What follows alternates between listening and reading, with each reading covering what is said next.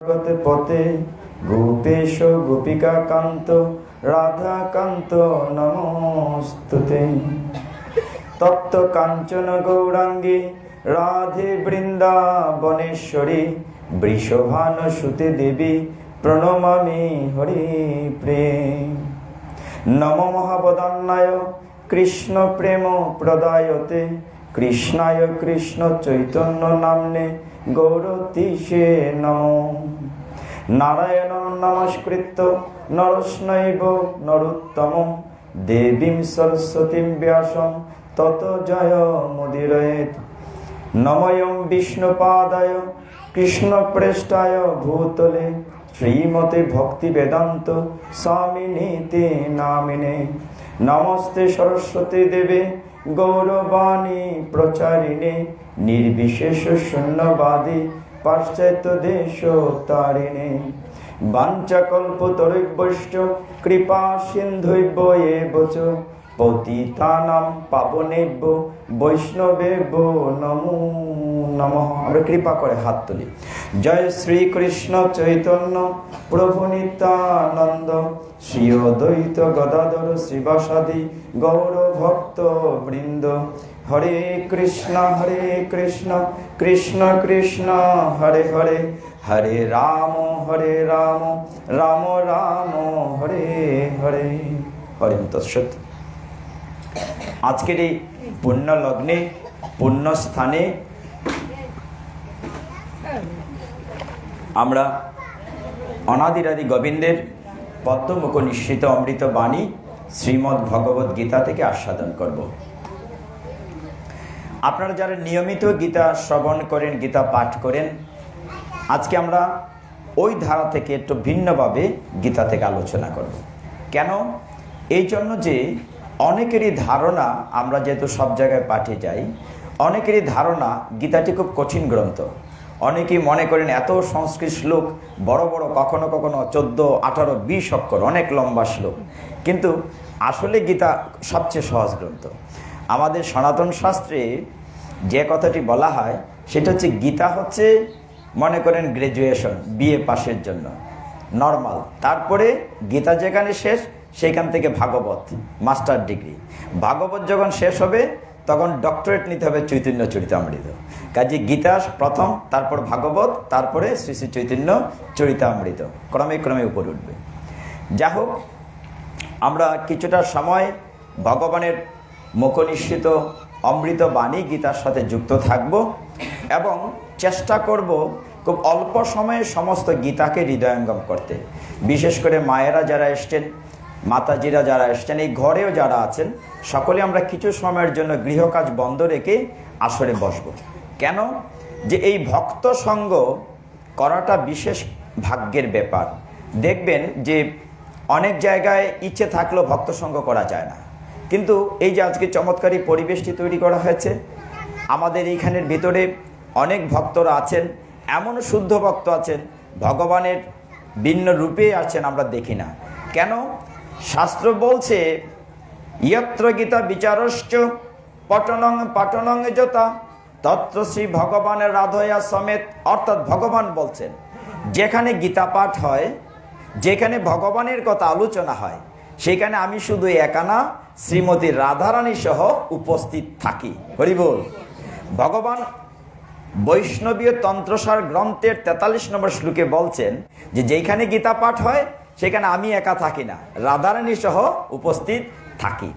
তা এখন আপনারা বলবেন ভগবান যেখানে আছেন, কই দেখি না তো। শাস্ত্র বলছে ভগবান এখানে আছেন, এখন আপনারা বলবেন দেখি না তো। আমি যে দেখি না, উত্তরটা হচ্ছে ভগবানকে দেখার মতো আমার চোখ আছে কিনা। আমার তো চোখটি কামনায় অন্ধ, বাসনায় অন্ধ, ওই ধৃতরাষ্ট্রের মতো পুত্র স্নেহে অন্ধ। তাহলে আমি ভগবানকে দেখি কি করে? তবে এই পাঠের আসরে যে ভগবান আছেন সেটি প্রমাণ করা যাবে। কিভাবে প্রমাণ করা যাবে? পদকর্তারা বলেন কৃষ্ণ হয় সূর্য সম, মায়া হয় অন্ধকার, যেতা কৃষ্ণ তথা নাহি মায়ার অধিকার। শাস্ত্র বলছেন পদকর্তারা, যেতা কৃষ্ণ মানে যেখানে কৃষ্ণ থাকেন সেখানে মায়ার কোনো অধিকার থাকে না। এই প্রমাণটি হচ্ছে আপনি যতক্ষণ পাঠের আসরে মন দিয়ে শুনবেন বা বসে থাকবেন ততক্ষণ আপনার বাড়ির কথা মনে হবে না, আমার মনে হবে না। কিন্তু পাঠ থেকে উঠে গেলে আবার আমার। তার মানে কি, ভগবান এখানে আছেন, কৃষ্ণ এখানে আছেন, এই জন্য মায়া আপনাকে ঝাপটে ধরতে পারছে না, কিন্তু উঠে গেলেই আপনার মায়া আপনাকে ঝাপটে ধরবে। এই কারণে আমরা বলি কি যে ভগবান এখানে আছেন, শাস্ত্র বলছেন। আমরা খুব সহজ করে গীতাটিকে 1-1.5 ঘন্টায় তুলে ধরতে চেষ্টা করব, যাতে করে একটি আউটপুট বা একটা রেজাল্ট নিয়ে যেতে পারি। গীতায় কি আছে? আচ্ছা বলেন তো, এত খরচ করে এই যে প্রভুরা আয়োজন করেছেন, এই গৃহকর্তারা, তার ছেলেরা, ছেলে বৌমারা, বাসার মাতাজিরা, দূর দূরান্ত থেকে ভক্তরা এসছেন, কেন? গীতাটা কি দরকার আছে তো পয়সা খরচ করে গীতা পাঠ করার? কি দরকার? এটা কি আছে? গীতা তো একটি গ্রন্থ, একটি বই, এটাতে কি আছে? শাস্ত্র বলছে না, ভগবান বলছেন গীতা বা ভাগবতার আমাতে কোনো তফাৎ নাই, সাক্ষাৎ ভগবান। গ্রন্থ হচ্ছে সাক্ষাৎ ভগবান। যখন অর্জুন কৃষ্ণকে প্রশ্ন রেখেছিলেন, হে জনার্দন তুমি তো চলে যাবে দাপর লীলার শেষে, এখন পরে তোমাকে পাবো কোথায়? তিনি বলেন আমি যাচ্ছি না তো, আমি ওই গীতা ভাগবতের ভিতরে আছি। মানে ওইটাকে টাচ করলে, গীতা ভাগবত আস্বাদন করলে তুমি আমার সাথে যুক্ত থাকবে। কাজে গীতা আছে, ভাগবত আছে, মানে ভগবান আছেন। এই কারণে সাক্ষাৎ ভগবান ভাগবতে, গীতায়। তো সেই গীতা গ্রন্থটি আস্বাদন করতে হবে মনোযোগ দিয়ে। কেন মনোযোগ দিয়ে? গীতায় ভগবান বারবার বলেছেন, যারা গীতা পড়েন লেখা আছে দেখবেন, তৎশৃণু। শৃণু মানে শুনো, শুনো, টু লিসেন, মন দিয়ে শুনো, শুনতে হবে। আমরা যদি না শুনি তাহলে হবে না। কেন হবে না? আমার এই দেহটি হচ্ছে একটা ঘর, এই বডিটা একটা দরজা বা একটা ঘর। ঘরের মধ্যে কানটা হচ্ছে বৈঠকখানা। কেউ যদি প্রথম আপনার বাড়িতে আসে, তাকে আমরা বৈঠকখানায় বসাই, তারপরে তার সাথে যখন ভাব বিনিময় হয়, ভালোবাসা হয়, তখন তার ভিতরে করে নিয়ে যাই। যে ভগবানের কথা যদি মন দিয়ে শুনি, তবেই না ভগবানকে আমার হৃদয়ের মন্দিরে নিয়ে যাব। হরি বল। কাজে তাকে শুনতে হবে। এই জন্য সনাতন শাস্ত্রে বৈষ্ণবীয় ধারায় 9টা সিঁড়ি আছে, নববিধা ভক্তি। প্রথম সিঁড়িটার নামটাই হচ্ছে শ্রবণম। শ্রবণম, কীর্তনম, স্মরণম, বন্দন। প্রথমে শুনতে হবে, টু লিসেন, হেয়ার। আমরা গীতায় কি পাই? কেন গীতা পড়বে? এটাতে কি আছে? উত্তর হলো, গীতায় কি নেই। আপনি কি করে সংসার চালাবেন, কি করে ব্যবসা করবেন, কি করে রাজনীতি করবেন, কি করে ব্যবসা, সব কিছুর উত্তর গীতায় আছে। আরেকটু সহজ করে বলি, আমাদের হবিগঞ্জে 2টি ভালো স্কুল আছে, একটা গভর্নমেন্ট হাই স্কুল, একটা বিকেজিসি, সকলেই চিনেন। সেখানে ভর্তি করার জন্য ছেলে মেয়েদিনে কত যুদ্ধ করেন মা বাবা, ভালো ছাত্র। এক সময় স্কুল ছিল না, তখন কি ছিল? টুল ছিল। মানে টুলের মধ্যে ছেলেমেয়েরা পড়তো, কিংবা গুরু গৃহে সন্ন্যাসীর কাছে, মুনির কাছে পড়তে যেত। একবার এক মুনির কাছে কিছু ছাত্র ভর্তি হতে গেল। তো একজন ছাত্র গিয়েছে, প্রণাম করেছে গুরুজিকে। গুরুজি তাকে টেস্ট করছেন, পরীক্ষা নিচ্ছেন। বলছেন, হ্যাঁ বলো তো ভগবান কোথায় থাকেন, ভগবান কোথায় আছেন? ছেলেটি বলছে ভগবান বৃন্দাবনে আছেন। আরেকজন ছেলে আসলো, প্রণাম করলো। গুরুজি বলেন, বলো তো ভগবান কোথায় আছেন? ওই একই উত্তর বলল, ভগবান নবদ্বীপে আছেন। আরেকজন আসলো, একই প্রশ্ন, ভগবান মায়াপুরে আছেন। সকলের কথাই হতো ঠিক, কিন্তু গুরুজির ঠিক মন মতো হচ্ছে না। তিনি কেমন ছাত্র চাইছেন? সর্বশেষে একটি ছেলে এলো, এসে গুরুজিকে প্রণাম করলো, একই প্রশ্ন করলেন, আচ্ছা বলো তো ভগবান কোথায় আছেন? ছেলেটি গুরুজিকে সাষ্টাঙ্গে প্রণাম করে বলল, হে গুরু মহারাজ, আপনি তো জানতে চেয়েছেন ভগবান কোথায় আছেন, আমি আপনার প্রশ্নের উত্তর দেব, ভগবান কোথায় আছেন। তার পূর্বে আপনি যদি কৃপা করে আমাকে বলেন যে ভগবান কোথায় নেই, তাহলে উত্তরটা দিতে সহজ হয়। হরি বল। আগে বলেন ভগবান কোথায় নাই, তাইলে আমি বলি ভগবান অমুক জায়গায় আছেন। সর্বং কল্পিদং ব্রহ্ম, ভগবান তো সব জায়গায় আছেন। ঠিক গীতাটি এরকম, যদি বলেন গীতায় কি আছে, বলতে হবে কি নেই, সব আছে। একটু সময় ধৈর্য ধরতে হবে। কেন ধৈর্য ধরতে হবে? অনাদিরাদি গোবিন্দ কুরুক্ষেত্রের যুদ্ধক্ষেত্রে ভগবান কি করেছেন? অর্জুনকে 574টি শ্লোক বলেছেন ভগবান। অন্ধরাজা ধৃতরাষ্ট্র একটি বলেছে, সঞ্জয় 40টি শ্লোক বলেছে, আর ভগবান 574টি শ্লোক বলে অর্জুনকে তার স্বকর্তব্যে ফিরে নিয়েছেন। এখন আমরা কলিহত জীব, পাপে ভরা দেহ, আমরা কি 1 ঘন্টায় বুঝে দেব? এতই কি সোজা? অর্জুনে 574টা শ্লোক শুনেছে এত দীর্ঘ সময় ধরে। তারপরেও আমরা চেষ্টা করব যাতে অল্প সময়ে যাতে গীতার ভেতরে তো প্রবেশ করতে পারি। হরি বল, হরে কৃষ্ণ। আমরা যদি গীতার উল্টো দিক থেকে আসি তাহলে গীতাটা সহজে বোঝা যায়। আপনারা যারা নিয়মিত আমার সাথে সম্পর্কিত তারা জানেন আমি স্বাভাবিক নিয়মের বাইরে পড়াশোনা করি, মানে অর্থাৎ সবাই গীতার প্রথম থেকে শ্লোক পড়েন কিংবা একটা অধ্যায় নিয়ে আলোচনা করেন। আমি সমস্ত অধ্যায়কে যদি 18টি বাগান মনে করি, ফুলের 18টি অধ্যায় 18টি বাগান মনে করি, বিভিন্ন বাগান থেকে 1-2টা ফুল তুলে একটা মালা গেঁথতে চেষ্টা করব। তাহলে সমস্ত গীতা সম্পর্কে একটা ধারণা হবে।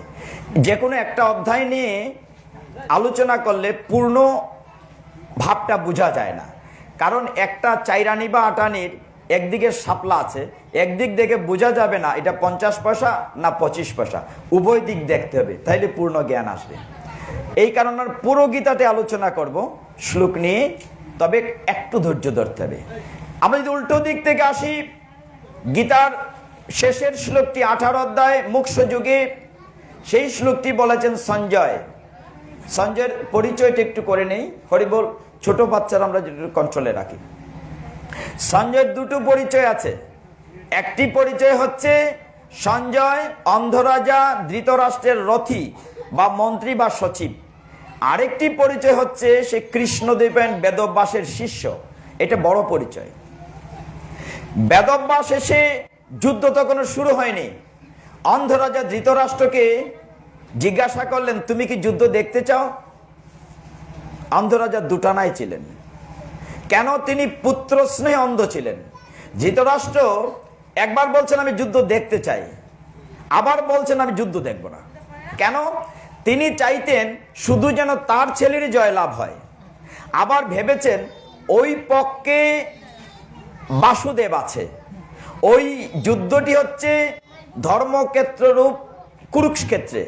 যদি আমার ছেলেরা হেরে যায় তাহলে পিতা হয়ে কি করে পুত্রের মৃত্যু দেখব? কাজে আমি সরাসরি দেখব না। হে গুরুদেব, ব্যাসদেব, তুমি সঞ্জয়কে দিব্য দৃষ্টি দাও, সে আমাকে বলুক, আমি শুনি। এই হচ্ছে গীতা। হস্তিনাপুরে বসে সঞ্জয় ওই দূরের কুরুক্ষেত্রের যুদ্ধ দেখেছে আর টেলিকাস্ট করে তার রাজাকে বলেছে। ওই যে আমরা বিদেশের খেলা দেখি, টেলিভিশনে বিদেশে ক্রিকেট খেলা, ফুটবল খেলা হয়, আমরা ঘরে বসে দেখি স্যাটেলাইটের মাধ্যমে, ঠিক এইরকম। অর্থাৎ বলেছে সঞ্জয় দেখে দেখে, আর শুনেছে অন্ধরাজা ধৃতরাষ্ট্র। আরেকটা লোকে শুনেছিল বারবারিক, আমি সেই প্রসঙ্গে যাচ্ছি না।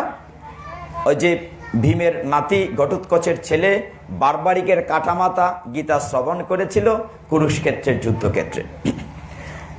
সঞ্জয় কি বলেছে একদম শেষের শ্লোকটি, আমরা এই শ্লোকটি থেকে শুরু করব, কাজে মনে রাখতে হবে। সঞ্জয় বলছেন, তার রাজা জিজ্ঞাসা করছেন অন্ধরাজা, সঞ্জয় তুমি তো খুব জ্ঞানী, দিব্য দৃষ্টি পেয়েছো, আচ্ছা বলো তো এই যে যুদ্ধ শুরু হতে যাচ্ছে, আমরা দেখো কত সৈন্য সামন্ত, হ্যাঁ, আমরা 11 অক্ষহীনী আর ওরা মাত্র 7 অক্ষহীনী। আমাদের 100 ছেলে, ওদের মাত্র 5 ছেলে। আমাদের সব যোদ্ধারা বিশ্বদেব, দ্রোণাচার্য, কৃপাচার্য, কর্ণ, শৈল্য, বড় বড় যোদ্ধারা, আমরাই তো জিতবো। তারপর তুমি বলো কারা জিতবে? আমাদের একটা আগ্রহ থাকে জানার জন্য, তারপরে কি হবে, তারপরে কি হবে। সঞ্জয়কে জিজ্ঞাসা করলেন অন্ধরাজা, হে সঞ্জয় বলো তো যুদ্ধে কে জিতবে? সঞ্জয় চিন্তা করে, সরাসরি যদি বলি যে আপনারা হেরে যাবেন, ওরা জিতবে, তাহলে তোর চাকরি নট হয়ে যাবে, তত তার আন্ডারে চাকরি করে। একটু ইঙ্গিতে বলেছে। এইটি হচ্ছে 18 অধ্যায়ের শেষের শ্লোক। সে কি বলেছে? ইয়ত্র যোগেশ্বর কৃষ্ণ ইয়ত্র পার্থ ধনুর্ধর তত্র শ্রী বিজয় ভূতির ধ্রুবা নীতির মতির মম। অর্থ কি? শেষের শ্লোক 700 নম্বর শ্লোক কিংবা 18 অধ্যায়ের 78 নম্বর শ্লোক। সঞ্জয় বলছেন, যে পক্ষে থাকেন কৃষ্ণ যুগেশ্বর, কথাটা খেয়াল করেন, যে পক্ষে থাকেন কৃষ্ণ যুগেশ্বর, যে পক্ষে থাকেন আরো পার্থ ধনুর্ধর, সেই পক্ষে শ্রী বিজয় লক্ষ্য সম্পদ, সেই পক্ষে ধর্মনীতি ইহা মূঢ় মত। কি বলছেন? সঞ্জয় বলছেন হে ধৃতরাষ্ট্র, যে পক্ষে কৃষ্ণ থাকবেন সেই পক্ষে শ্রী বিজয় লক্ষ্মী সম্পদ ধর্ম, মানে সরাসরি না বলে এইভাবে বলল। এখন আমরা গীতা কেন পড়ি শুরুতেই বলছি, আমাদের জীবনের সাথে কি মিল, আমাদের জাগতিক জগতের জন্য কেন আমরা গীতা পড়ব, আমাদের কি আদৌ প্রয়োজন আছে? আচ্ছা বলুন তো, গীতা শাস্ত্র বলছে যে পক্ষে থাকেন কৃষ্ণ যুগেশ্বর, এই কথাটি খেয়াল করতে হবে। যুগেশ্বর মানে যিনি যুগের ঈশ্বর। কৃষ্ণকে বলা হচ্ছে তিনি যুগের ঈশ্বর। যুগেশ্বর মানে হচ্ছে সমস্ত কৌশলের মহারাজা। ভগবান হচ্ছেন সুপার ইঞ্জিনিয়ার, আমাদের মতো ওই সফট ইঞ্জিনিয়ার না, টেকনিক্যাল ইঞ্জিনিয়ার না। ভগবান হচ্ছেন সুপার ইঞ্জিনিয়ার, তার মতো কৌশলী কেউ নাই। এই জন্য বলা হচ্ছে যুগেশ্বর, যুগের ঈশ্বর। যুগ মানে কৌশল। শাস্ত্রে বলছেন যেদিকে তাকেন কৃষ্ণ যুগেশ্বর। তারপরে এখন কি হলো, তখন সঞ্জয় কি বললেন যে যদি কৃষ্ণকে পক্ষে থাকে সেই দিকে থাকবে শ্রী বিজয় লক্ষ্মী সম্পদ ধর্মনীতি। এখন বলেন, আমরা জাগতিক জগতে আমরা যে গীতা পাঠে বসি বা গীতা শ্রবণ করি, আচ্ছা আমরা কি শ্রী চাই না? মায়েরা বা পিতাজির, আমরা শ্রী চাই না? শ্রী মানে কি? লক্ষ্মী বা সুন্দর। আচ্ছা আমরা কি সুন্দর চাই না? সুন্দর হওয়ার জন্য কত ফেয়ার অ্যান্ড লাভলি মাখি না, কত চেষ্টা করি সুন্দর হওয়ার জন্য। সবাই সুন্দর চাই কিনা? শ্রী লক্ষ্মী, আমরা লক্ষ্মী চাই কিনা? বিজয় চাই কিনা? চাই। আমরা ধর্ম চাই কিনা? চাই। তাহলে বলা হচ্ছে গীতায় মতামত, সঞ্জয় মতামত কি জানিয়েছেন? যেদিকে কৃষ্ণ থাকেন সেই দিকে শ্রী বিজয় লক্ষ্মী সম্পদ ধর্মনীতি। এখন আমরা যদি শ্রী চাই, বিজয় চাই, লক্ষ্মী চাই, ধর্ম চাই, গীতা আমাকে কি সিদ্ধান্ত দিয়েছে? কৃষ্ণকে তোমার পক্ষে রাখতে হবে। হরি বল। কৃষ্ণকে কোথায় রাখতে হবে? আমার পক্ষে নিতে হবে। আচ্ছা কি করে পক্ষে নেব কৃষ্ণকে? গীতা তো সিদ্ধান্ত দিয়েছে আমি শ্রী চাই, লক্ষ্মী চাই, বিজয় চাই, সম্পদ চাই। তাহলে কৃষ্ণকে কি করে পক্ষে নেব? আচ্ছা গ্রাম দেশে বা আমাদের ওইখানেও যদি মারামারি লাগে, আমার পক্ষে কে যায়? আমার আত্মীয় স্বজন লাঠি নিয়ে বেরোয়। কোর্টে যদি আমার মামলা হয়, আমার পক্ষে কে যায়? আমার পরিচিত জন, আপনজন। আরেকটা পক্ষে নেওয়া যায় যদি টাকা দিয়ে বুকিং করা যায়, কিন্তু কৃষ্ণকে তো টাকা দিয়ে বুকিং করে পক্ষে নেওয়ার কোনো সুযোগ নাই, because he is not a living person like আস। আমাদের মতো তো মানুষ না যে তাকে টাকা দিয়ে পক্ষে নিয়ে নিলাম।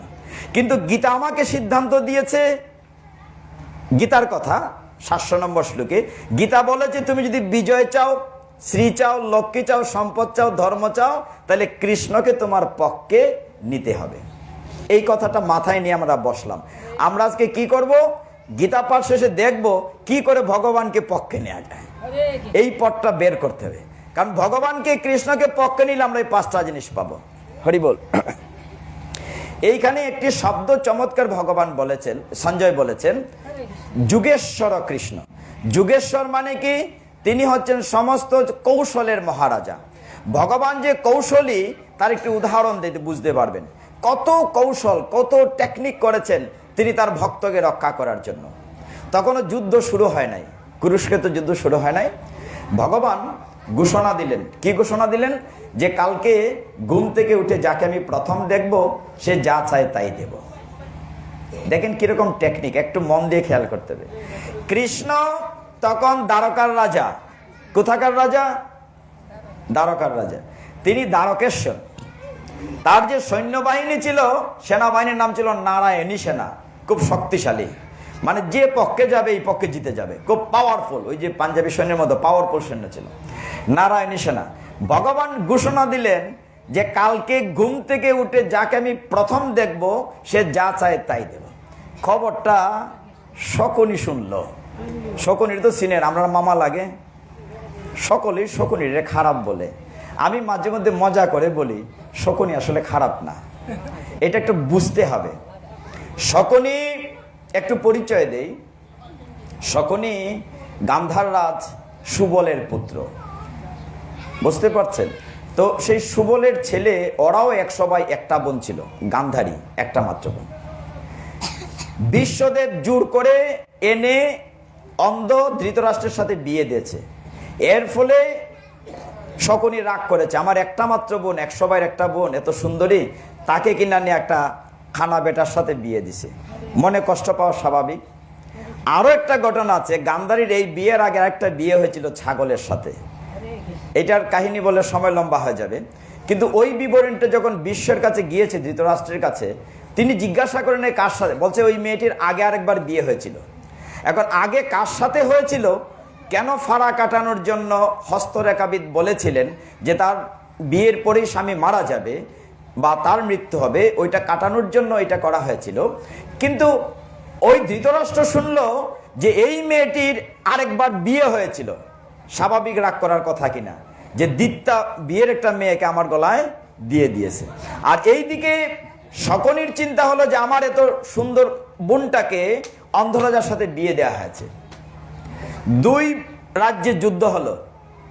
ওরা তো হস্তিনাপুরের বাসিন্দারা অনেক শক্তিশালী, কৌরবরা, তারা ওই সুবল দেশের রাজা সহ ছেলে মেয়ে সবাইকে বন্দি করে ফেললো, ছেলেদেরকে বন্দি করে কারাগারে রাখলো, এমন শাস্তি দিল তিল তিল করে হত্যা করার। 100 ভাই শকুনি তারা পিতা সুবল সহ একজনের বুঝ খাবার দিত, যাতে একটু একটু একটু করে না খেয়ে সব মরে যায়।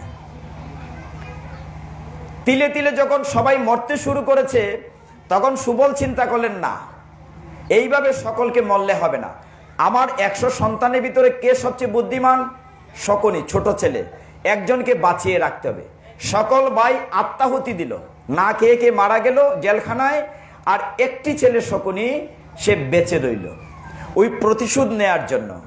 সে তার পিতার, কথিত আছে পিতার পায়ের গোড়ালির হাড় দিয়ে পাশা তৈরি করেছিল, এই জন্য পাশা তার কথা শুনতো, যা বলতো তাই হতো। এই শকুনি পাশা তৈরি করে পিতার হাড় দিয়ে সে অপেক্ষা করছিল কবে তার প্রতিশোধ নেবে। আমাদের সবংশ নাশ যেহেতু হয়েছে, আমি ওই কৌরব বংশকে নাশ না করে ছাড়ব না। সে এই কারণে তার বোন গান্ধারীর সাথে ওই পরিবারে চলে এসে আর যায় নাই।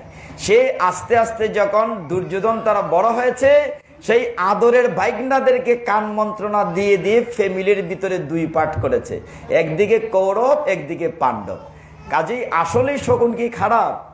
ওই কথাটি বলার জন্যই পিছনের একটু কথা আজকে বললাম। হরি বল। আমরা পূর্বের কথায় ফিরে যাই, নিলে সময় নষ্ট হবে অনেক। আসলে ভগবানের কথা অমৃত সমান, একটু সময় নিয়েই বলতে হয়। শকুনি কি করলো? সংবাদটা শুনলো, ভগবান ঘোষণা দিয়েছেন যে আগামীকাল যে সকালে আসবে, যাকে আমি ঘুম থেকে উঠে প্রথম দেখব, সে যা চাই তাই দেব। শকুনি বললেন, বাইগনা, খবর একটা বালা আছে। শকুনি দুর্যোধনরে বললেন, তাড়াতাড়ি যাও, গিয়া ওই কৃষ্ণর বাড়ি যাও, কৃষ্ণ বলছে কালকে ঘুম থেকে উঠে যাকে দেখবে প্রথম, সেই তুমি নারায়ণী সেনা বেশি ওইটা চাইয়া লই ভাই। ভগবান তো যুগেশ্বর, তিনি যুগের ঈশ্বর, সমস্ত কৌশলের মহারাজা। তিনি কি করলেন? ভগবান এমনি শুয়ে আছেন মাথায় হাত দিয়ে, অনাদিরাদি গোবিন্দ সর্ব কারণ কারণম, মাথার পিছনে একটা চেয়ার রাখলেন। এই ছোট বাবুরা কথা না বলি। তখন দুর্যোধন কি করলেন? গিয়ে দেখলেন কৃষ্ণের মাথার পেছনে একটি চেয়ার আছে। দুর্যোধন ভাবলেন যে এটা তো আমার জন্য রাখা হয়েছে, আমি তো রাজার ছেলে, ভিতরে একটা অহংকার আছে না, কত বড় ব্যাপারটা, আমি হলাম যুবরাজ, দেখছনি বা খারবার, হ্যাঁ, কৃষ্ণ তো দেখা যায় আমার একটা চেয়ার রাখছে। দুর্যোধন ওই মাথার পিছনে চেয়ারে বসে পা ঝুলাচ্ছে। কিছুক্ষণ পরে অর্জুন গিয়েছে। অর্জুন গিয়ে যেই ভগবানের বাড়িতে গিয়েছে, দুর্যোধন বলছে, আইসা তো লাভ নাই রে ভাই, চেয়ার একটাই আছেন, আমি এটা অকুপাই কইরা লাইছি, তুমি আইসো এখন দেরিতে কিতা করবাই, তার ভাবটা এরকম। অর্জুন তো ভক্ত সখা, তিনি কি করলেন? ভগবানের পায়ের কাছে, চরণের কাছে জোর হাতে বসে রইলেন। দেখি জনার্দনের কখন ঘুম ভাঙ্গে, বসে রইলেন। ভগবান তো সবই লীলা দেখতেছেন। ওই যে বলছি যুগেশ্বর, ওই শব্দটার ব্যাখ্যা দিচ্ছি। ভগবান যে সমস্ত কৌশলের মহারাজা, যুগের ঈশ্বর। কিছুক্ষণ পরে ভগবান চোখ খুললেন। চোখ খুলে, আমরা তো সামনেই দেখি, পিছনে তো দেখি না। চোখ খুলেই ভগবান অর্জুনকে দেখে বললেন, ভ্রাতা অর্জুন, কখন এসেছো, কেমন আছো? এইটা শুনে দুর্যোধনের ফাল মেরে উঠছে। হ্যাঁ, প্রথমেই পার্সিয়ালিটি শুরু করছেন। আমি আইছি আগে, আমার সাথে কথা না কই আপনি অর্জুনের সাথে কথা কইতেছেন, আপনি পক্ষপাতিত্ব শুরু করেছেন জনার্দন। কৃষ্ণ বলেন, আমি পক্ষপাতিত্ব করলাম কোথায়? আমি কি বলেছি? হ্যাঁ, আপনি বলেছেন ঘুম থেকে উঠে যাকে প্রথম দেখবেন তার সাথে কথা বলবেন, আমি আগে এসেছি। কৃষ্ণ বলেন, দুর্যোধন, আমি তো কথা খেলাপ করি নাই। ঘুম থেকে উঠে চোখ করলে তো প্রথম আমি অর্জুনকেই দেখেছি, আমার মাথার পিছনে তো চোখ নাই যে তোমাকে দেখবো। হরিবল। এই হচ্ছে যুগেশ্বর। কৃষ্ণ টেকনিক করেন, এর জন্য সুপার টেকনিশিয়ান বলা কৃষ্ণকে। তিনি বললেন, অর্জুন তুমি তো দুইজনের ভিতরে ছোট, তুমি বলো কি চাও। দুইটা বিষয় আছে, একদিকে নারায়ণী সেনা, একদিকে আমি, তুমি কোনটা নেবে? এখন তো দুর্যোধনের মাথা ছটপট করতেছে, সে পাইছে সর্বনাশ, এনি সৈন্য চাইয়া বয় তে তো আমার লস হয়ে যাব। হ্যাঁ, মানে দুর্যোধন খুব পাইচারি করতেছে, কি জানি হয় কি জানি হয়। অর্জুন বলছে, হে জনার্দন, আমার সৈন্য সামন্তর দরকার নাই, তুমি আমার পক্ষে কৃপা করেছিল, আর কিছুই দরকার নাই। কৃষ্ণ বলছেন, বুঝা কও আমার নিয়ে কি হবে? আমি তো যুদ্ধে অস্ত্রই ধারণ করবো না, আমি তো নিরস্ত্র থাকবো, আমাকে নিয়ে কি হবে? এদিকে দুর্যোধনে বলতেছে, যা চাইছো তাই বলা, বদলায় না বদলায় না। তখন অর্জুন বলছে, হে জনার্দন, আমার সৈন্য সামন্ত দরকার নাই, আমার শুধু তোমাকে দরকার। যা হোক, কৃষ্ণকে পক্ষে নেওয়া হলো। আর দুর্যোধন তো মহাকুশী, সে নারায়ণী সেয়া পেয়েছে। নারায়ণী সেয়া না পেয়ে বাড়িতে গিয়ে শকুনি মামাকে বলছে, মামা খাম একখান কইরা লাইছি। বলি, কিতা বাটা, বড় খুশি খুশি লাগে, কিতা করছো? বলতেছে, মামা আমি নারায়ণী সেনা নিয়ে আইসা পড়ছি। তুমি নারায়ণী সেনা? অর্জুন কি পেল? আর এটা একটা ব্যাককল, এর সুযোগ পাইয়া সে সেনা চায় নাই, সে ওই গোয়ালার ছেলে, তারা কিন্তু ভগবান বলে না, বাসুদেব বলে, যে বাসুদেব রে চেয়ে নিয়েছে। বাসুদেব আবার নিরস্ত্র। মামা আমরা বালা করছি না। এইটা শুনে শকুনি মাথায় হাত দিয়ে বসে পড়ল। কেন যে তুমি মাথায় হাত দিয়ে বসে পড়লে কেন? শকুনি বললো, বাবা রে, ভাইগনাকে বলছে, ভাইগনা আমরা বোধহয় যুদ্ধে আর জয় লাভ করতে পারলাম না। কেন? তুমি না কত ছল জানো। দুর্যোধন বলতেছে, মামা তুমি না কত ছল জানো, পাশা কালা সবরে হারাই দাও, তুমি মাথায় হাত দিলে কেন? তখন শকুনি বললেন, বাবা রে, আমি কি ছল জানি? আমার চেয়ে বড় ছল জানে ওই বাসুদেব, তার কাছে আমি কিচ্ছুই না। হ্যাঁ, অনাদিরাদি গোবিন্দের কাছে আমি কিছুই না। এইভাবে যুদ্ধ শুরু হলো। মনে করেন আমরা একটু গীতায় প্রবেশ করি। ভগবান হচ্ছেন যুগেশ্বর। ভগবান যে যুগেশ্বর, তিনি যে কৌশল জানেন প্রতি পদে পদে বুঝলেন। যুদ্ধ শুরু হলো। আমরা সকলেই মনে করেন কুরুক্ষেত্রের যুদ্ধে অর্জুন, আমরা মন দিয়ে শুনবো, ভগবানের কথা আস্বাদন করব। মায়েরা বলবেন, আমরা কি করে অর্জুন হই? হ্যাঁ, অর্জুন তো পুরুষ ছিল, কিন্তু শাস্ত্র বলছে নারী পুরুষ বলে কোনো কথা নেই। আমরা সকলেই প্রকৃতি, একমাত্র পুরুষ পুরুষোত্তম অনাদির আদি গোবিন্দ। আমাদের দেহগত তফাৎ হতে পারে, কিন্তু আমরা সকলেই প্রকৃতি, একমাত্র পুরুষ পুরুষোত্তম গোবিন্দ। ভগবানকে প্রথম দিকে অর্জুনও ঠিক ভগবান মানছিল না, মনে করছিল যে কৃষ্ণ তার গাড়ির ড্রাইভার, হ্যাঁ, রথের সারথি। সে বলছে, হে পার্থ সারথি, রথখানা নিয়ে মধ্য মাঠে রাখো, আমি তো যুদ্ধ করতে এসেছি, দেখি কার সাথে যুদ্ধ। আগে দেখিনি আমার শত্রু কারা, আমরা তো আগে দেখি যে কার সাথে ফাইট করব। ভগবান দেখেন কত কৌশলী, কত যুগেশ্বর। তিনি কি করলেন? রথটি নিয়ে বিশাল মাঠ, কুরুক্ষেত্র মাঠ যারা দেখেছেন হরিয়ানাতে, সেখানে মনে করেন 18 অক্ষৌহিণী সৈন্য, প্রায় 20-21 লক্ষ। একদিকে 11 অক্ষৌহিণী, একদিকে 7 অক্ষৌহিণী। এত সৈন্য সামন্তের মধ্যেখানে কৃষ্ণকে বলা হয়েছে, রথটি নিয়ে স্থাপন করো, দেখি আমি কার সাথে যুদ্ধ করতে এসেছি। কৃষ্ণ ইচ্ছে করলে তো যে কোনো জায়গায় রাখতে পারতেন। যেমন আপনার একজন এসে এইখানে বসতেছেন, ওইখানে বসতেছেন, যে কোনো জায়গায় বসা যাবে, জায়গা আছে। কৃষ্ণ কি করলেন? রথটিকে নিয়ে মাঠের এমন জায়গায় মাঝখানে রাখলেন, অর্জুন চোখ খুলেই দেখে তার সামনে তার দাদা মশাই বিশ্বদেব, তার সামনে তার অস্ত্রগুরু টিচার, উইপন টিচার দ্রোণাচার্য, দেখে তার কুলগুরু কৃপাচার্য, শ্বশুর, আত্মীয় স্বজন। দেখে তার শরীর কাঁপতে লাগলো, ঘর্মাক্ত দেহে রথের উপর বসে পড়লো। হে জনার্দন, আমি যুদ্ধ করবো না, ফিরে চলো। কেন এখানে বসালেন? এটি হচ্ছে কৃষ্ণের যুগেশ্বর। কৃষ্ণ যে যুগেশ্বর, তিনি ওই জায়গাটিতে রত্রে রাখলেন কেন? যাতে করে অর্জুনের বিষাদ তৈরি হয়। অন্য জায়গায় রাখতে পারতেন। এইটা মন দিয়ে বুঝতে হবে যে কেন এখানে রাখলেন। ভগবান রাখলেন যাতে অর্জুনের ভিতরে একটি বিষাদ, একটি দুঃখ, একটি অনুতাপ, একটি অনুশোচনা তৈরি হয়, তবেই আমি তাকে শপথে আনতে পারব। এই জন্য তিনি ওই জায়গাটিতে রথ রাখলেন। অর্জুন, খুব বুঝার বিষয় আছে কথাগুলো। আপনাদের চোখের সামনে দেখবেন ওই কুরুক্ষেত্রের দৃশ্যটা ভাসছে। অর্জুন রথের উপর বসে পড়েছেন। কৃষ্ণ বলছে, না না অর্জুন, তুমি যুদ্ধ করো, তোমার ক্ষত্রিয় যুদ্ধ করো।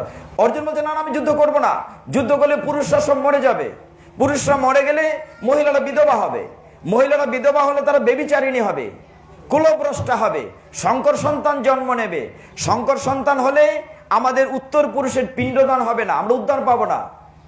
অর্জুনের কথাতে যুক্তি ছিল, অর্জুনের কথা যুক্তি ছিল। অর্জুনের জায়গা হলে আমরা তাই বলতাম। অর্জুন বলছে, আমি আত্মীয় স্বজন গুরুজনদেরকে হত্যা করে রাজ্য সুখ চাই না, প্রয়োজনে আমি ভিক্ষা করে জীবিকা নির্বাহ করব।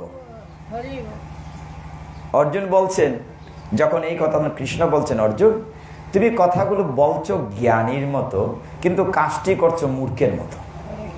তুমি মারার কে? আমি তো মেরে রেখেছি, তুমি তো উপলক্ষ, নিমিত্ত মাত্র। তুমি কাজ করো নাকি? আমি করাই তাই করো, আমি চালাও তাই চাল। এই জায়গাটা বোঝানোর জন্য, অর্জুনকে দিয়ে আমাদেরকে শিক্ষা দেওয়ার জন্য কৃষ্ণ কি বললেন?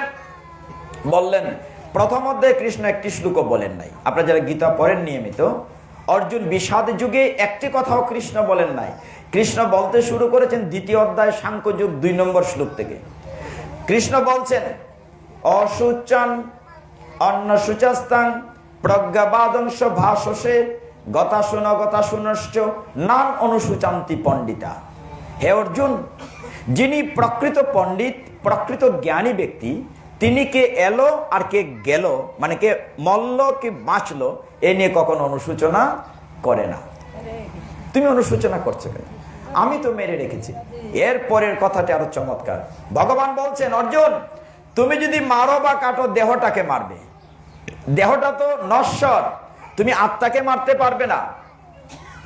দ্বিতীয় অধ্যায় সাংখ্য যুগে 23 নং শ্লোকে ভগবান বলছেন, ন এনমে চিন্দন্তি শস্ত্রাণি ন এনমে দহতি পাবকঃ ন চৈনমে ক্লেদয়ন্তপ ন সুশৈতি মারুতঃ। ভগবান বলছেন, ন এনমে চিন্দন্তি শস্ত্রাণি, অর্থাৎ আত্মাকে অস্ত্র দিয়ে কাটা যায় না, আগুনে পোড়ানো যায় না, জলে ভিজানো যায় না, বাতাসে উড়ানো যায় না। আত্মাটি কেমন করে হয়? তখন ভগবান 22 নং শ্লোকে বলছেন, বাসামসি জীর্ণানি যথা বিহায় নবানি গৃহ্ণাতি নরূপরানি তথা শরীরানি বিহায় জীর্ণান্য অন্যানি সংজ্ঞাতি নবানি দেহি। অর্থাৎ আমরা বাসামসি জীর্ণানি, বাসামসি মানে বস্ত্র, জীর্ণ মানে পুরাতন। বস্ত্রটা যখন পুরাতন হয়, আমরা ফেলে দিয়ে আরেকটি বস্ত্র পরি। ঠিক তেমনি দেহি মানে আত্মাটাও, যখন এই দেহটা ভালো লাগে না, পছন্দ হয় না, এটা ফেলে দিয়ে আরেকটা দেহ ধারণ। তবু অর্জুন বুঝছিল না। তখন ভগবান বললেন, অর্জুন খুব সূক্ষ্ম জ্ঞান, এই বিষয়টি খেয়াল করেন। ভগবান বলছেন, অর্জুন তুমি যদি মারো তাইলে দেহটিকে মারবে, আর যদি নাও মারো দেহটি এমনি মরে যাবে। এইটি হচ্ছে গীতার সূক্ষ্ম জ্ঞান। কি বলছেন ভগবান? তুমি যদি মারো কাটো, এই দেহটিকে মারবে, আর যদি নাও মারো দেহটি এমনি মরে যাবে। আমরা কি এটা বুঝি প্রভু? আচ্ছা বলুন তো, যিনি বৃদ্ধ হয়েছেন, বয়োজ্যেষ্ঠ লোক, তিনি বা আমি, আমার বয়স 61 প্রায়, আমি যদি 100 কোটি টাকা খরচ করি, আমি কি ছোট বালক হতে পারবো? আর সম্ভব? এই বৃদ্ধা মাতাজি যারা আছেন, তারা যদি প্লাস্টিক সার্জারি করে কোটি টাকা খরচ করেন, তিনি কি ছোট্ট মেয়ে হতে পারবেন? পারবেন না। এই জ্ঞানটি গীতায় দেওয়া আছে। গীতা এত জ্ঞান। ভগবান কি বলছেন? অর্জুন তুমি যদি মারো দেহটাকে মারবে, কাটো দেহটাকে কাটবে, যদি নাও মারো দেহটা এমনি মরে যাবে। কাজে এটা তুমি অনুসূচনা করো না। তখন অর্জুন বুঝতে চাইল না। পর্যায়ক্রমে যখন যেতে থাকলেন, দ্বিতীয় অধ্যায়, তৃতীয় অধ্যায় কর্মযুগ, চতুর্থ অধ্যায় জ্ঞান যুগে ভগবানকে অর্জুন যখন মানছে না, বলল আমি তোমার কথা শুনবো না।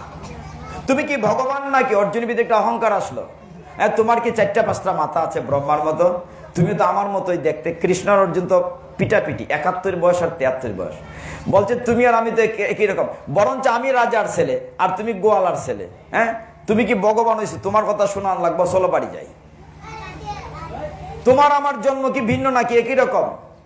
তখন 4র্থ অধ্যায় জ্ঞান যুগের 9 নম্বর শ্লোকে ভগবান চমৎকার একটি কথা বলেছে। আপনার মন দিয়ে শুনলে একটা শ্লোক যদি নিতে পারেন কাছে লাগবে। ভগবান কি বলছেন? জন্ম কর্ম চমে দিব্যম এবমিউ ব্যক্তি তত্ত্বতঃ ত্যক্তা দেহম পুনর্জন্ম ন ইতি মামেতি সু অর্জুন। হে অর্জুন, জন্ম কর্ম চমে দিব্যম, আমার জন্মকর্ম দিব্য অলৌকিক, এবং যে শুধু এই জ্ঞানটা জানে তার মৃত্যুর পরে ত্যক্তা দেহ, দেহ ত্যাগ করার পরে আর এই জ্বালাময় জগতে জন্ম হয় না, সে আমার কাছে চলে আসে। হরি বল। যদি একটা কথা মনে রাখতে পারি, ভগবান বলছেন অর্জুন তুমি ভুলে গিয়েছো, আমার জন্ম না আবির্ভাব হয়েছিল ভাদ্র মাসের কৃষ্ণপক্ষের অষ্টমী তিথি রোহিণী নক্ষত্রে কংসের কারাগারে। আমার যখন আবির্ভাব হয় আমার 4 হাত ছিল, আমি শঙ্খ চক্র গদা পদ্মরূপ ধারণ করে দেবকী বসুদেবের সামনে উপস্থিত হয়েছিল। অর্জুন তোমার মনে নাই? আমি এই গীতা জ্ঞান হাজার হাজার লক্ষ লক্ষ বৎসর পূর্বে বিবস্বান সূর্যদেবকে দিয়েছি, প্রথম মানুষ মনুকে দিয়েছি, তদীয় পুত্র ইক্ষ্বাকুকে দিয়েছি। এই গীতা জ্ঞান এক সময় হারিয়ে গিয়েছিল, আমি আবার তোমাকে দিচ্ছি। অর্জুনে কইটা কি করে সম্ভব? তুমি আমি দেখতে একরকম, তুমি আগে কেমনে দিলা এত হাজার লক্ষ বৎসর আগে? ভগবান বলেন এই জায়গাটিতেই তোমার আর আমার তফাৎ। তোমার আমার বহুবার জন্ম হয়েছে, তোমার মনে নাই, আমার মনে আছে। কাজে তুমি আর আমি এক না। শোনো, যুদ্ধ করো।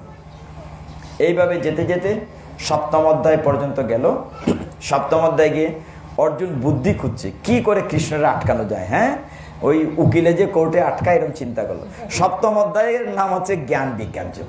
সেখানে 14 নং শ্লোকে ভগবান চমৎকার একটি লাইন বলেছেন।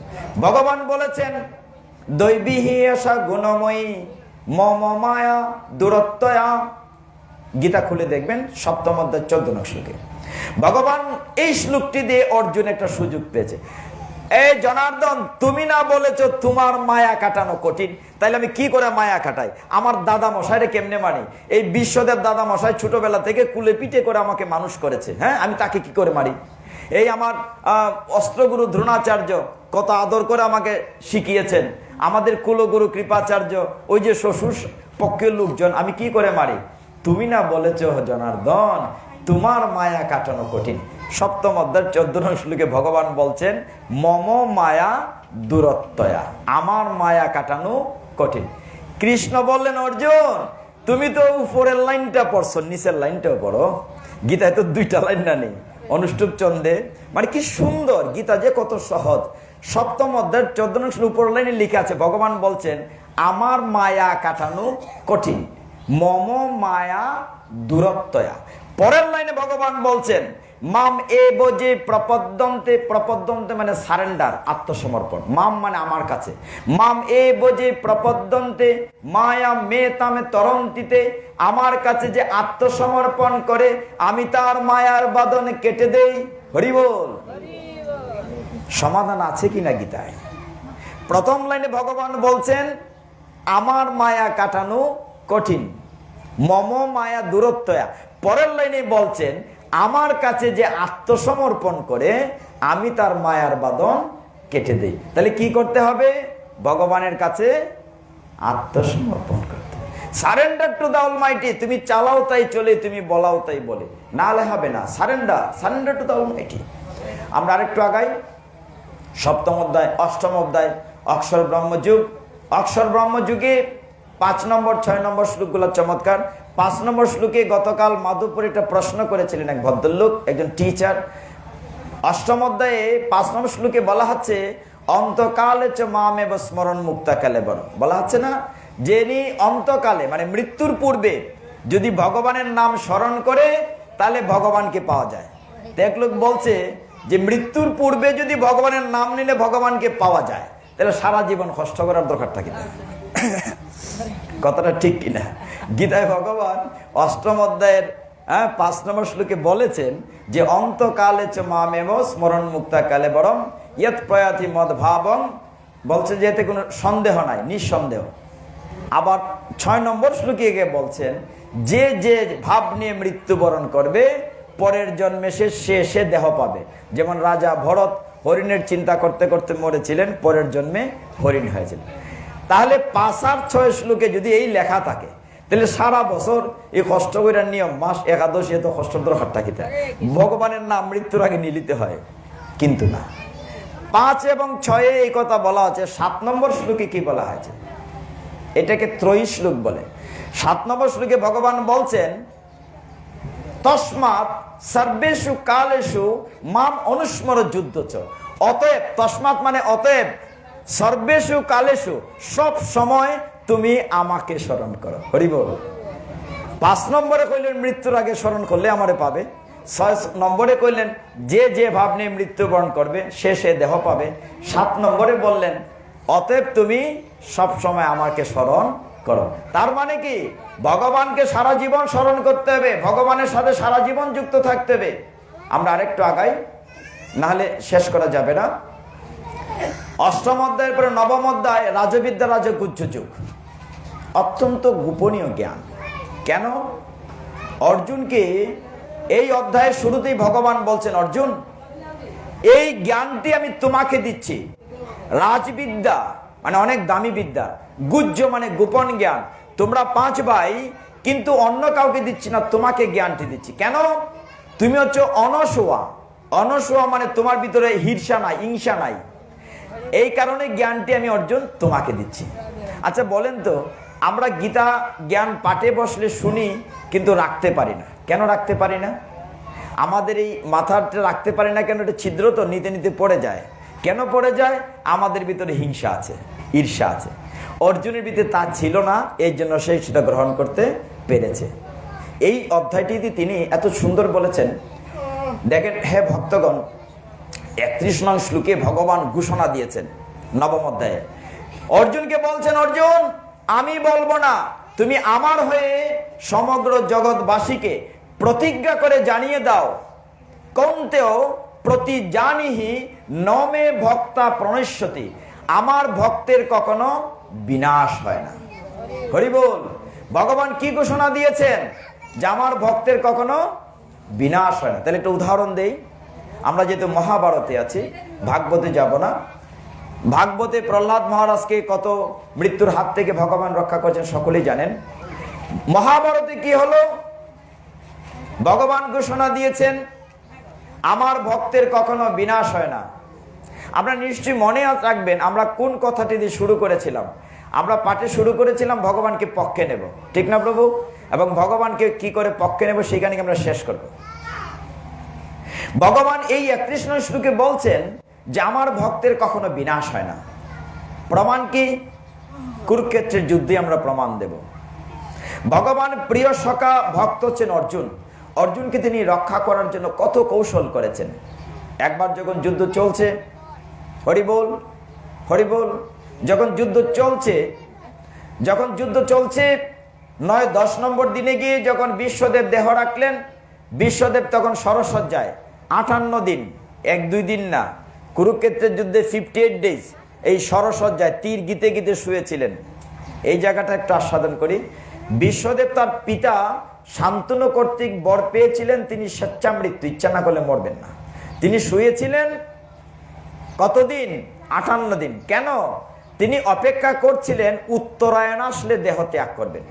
এই যে আমরা পৌষ সংক্রান্তি করি, উত্তরায়ণ সংক্রান্তি করি, বিশ্বদেবের উদ্দেশ্যে তিলের পিঠা করি।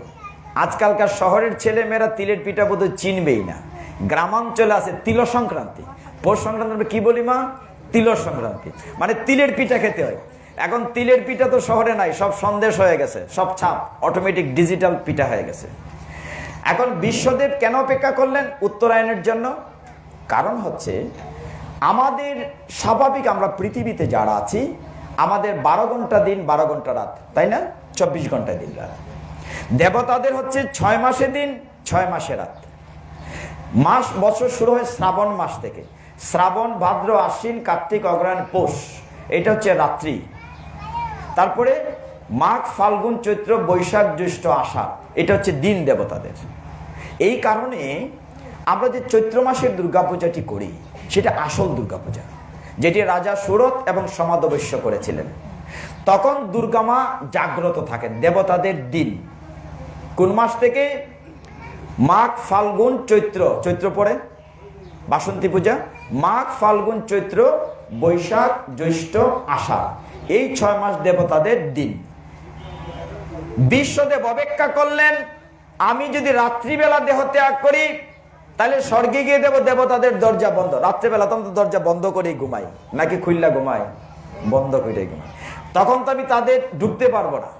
এর জন্য অপেক্ষা করেছেন উত্তরায়ণে, মানে মাঘ মাস, পৌষ সংক্রান্তির মাঘ মাস আসবে।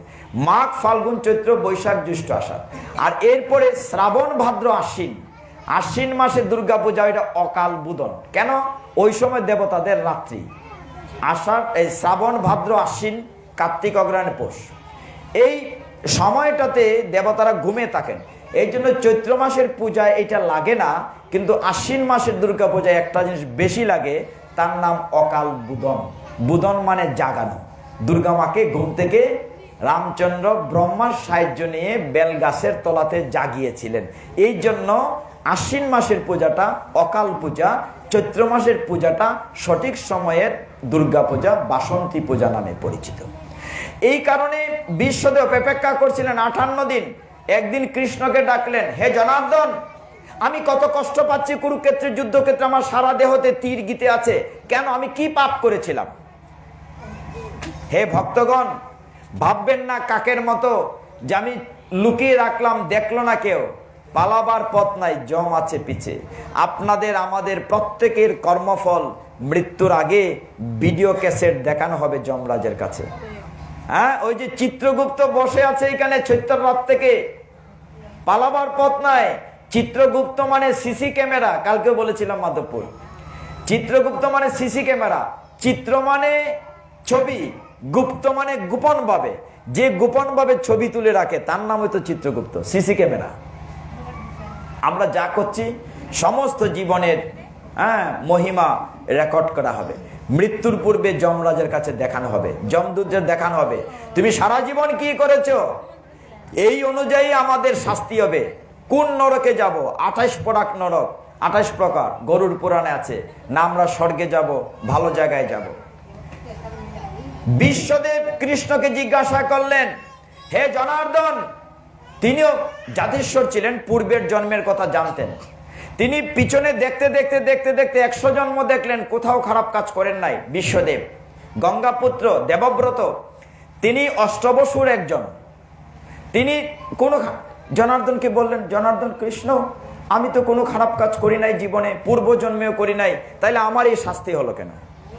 জনার্দন বললেন, পিছনেরটা দেখেছো? বলে দেখেছি। পূর্ব জন্মের কত জন্ম পর্যন্ত দেখেছো? বলে আমি 100 জন্ম পর্যন্ত দেখেছি। বলে এর পিছনে যাওয়ার আমার ক্যাপাসিটি নাই, আমার দৌড়ৎখান পর্যন্ত। বলে তুমি এর একটা জন্ম যদি পিছনে যেতে পারতে, আমি বলি তোমাকে। কৃষ্ণ বলছেন যে 101 নম্বর পিছনের জন্মে তুমি একজন রাজা ছিলে। হে বিশ্বদেব, তুমি একদিন মৃগয়ায় যাচ্ছিলে, তোমার রথের সামনে একটা বড় সাপ পড়েছিল। তুমি তোমার রথের সারথীকে বললে সাপটিকে সরিয়ে দিতে। সে কি করলো? সাপটিকে নিয়ে ছুঁড়ে মারলো জঙ্গলে। এই সাপটি শত শত কাঁটাযুক্ত গাছের মধ্যে গিতে গিয়েছিল। ওই যে সাপটি তোমার আদেশে কাঁটাযুক্ত বৃক্ষকে গিতেছিল, এই জন্য ওই পাপের প্রায়শ্চিত হিসেবে তুমি কাঁটাযুক্ত সর্বিদ্ধ জীবন দিচ্ছ। হরিবল। পালাবার পথ নাই, জম আছে পিছে। সমস্ত কর্মকাণ্ড লিপিবদ্ধ হচ্ছে। আচ্ছা, একটা উদাহরণ দেই। একজন অজামিলের মতো লোক মারা গিয়েছে, যমরাজ তার খুঁটিনাটি দেখছেন। তার সেক্রেটারি বা হেড ক্লার্ক চিত্রগুপ্তকে বলছেন, দেখো তো এই লোকটা জীবনে কি করেছে, তাকে কোন নরকে দেব? হে ভক্তগণ, তিনি দেখছেন না, এই লোকটি জীবনে ভালো কাজ কিচ্ছু করেনি।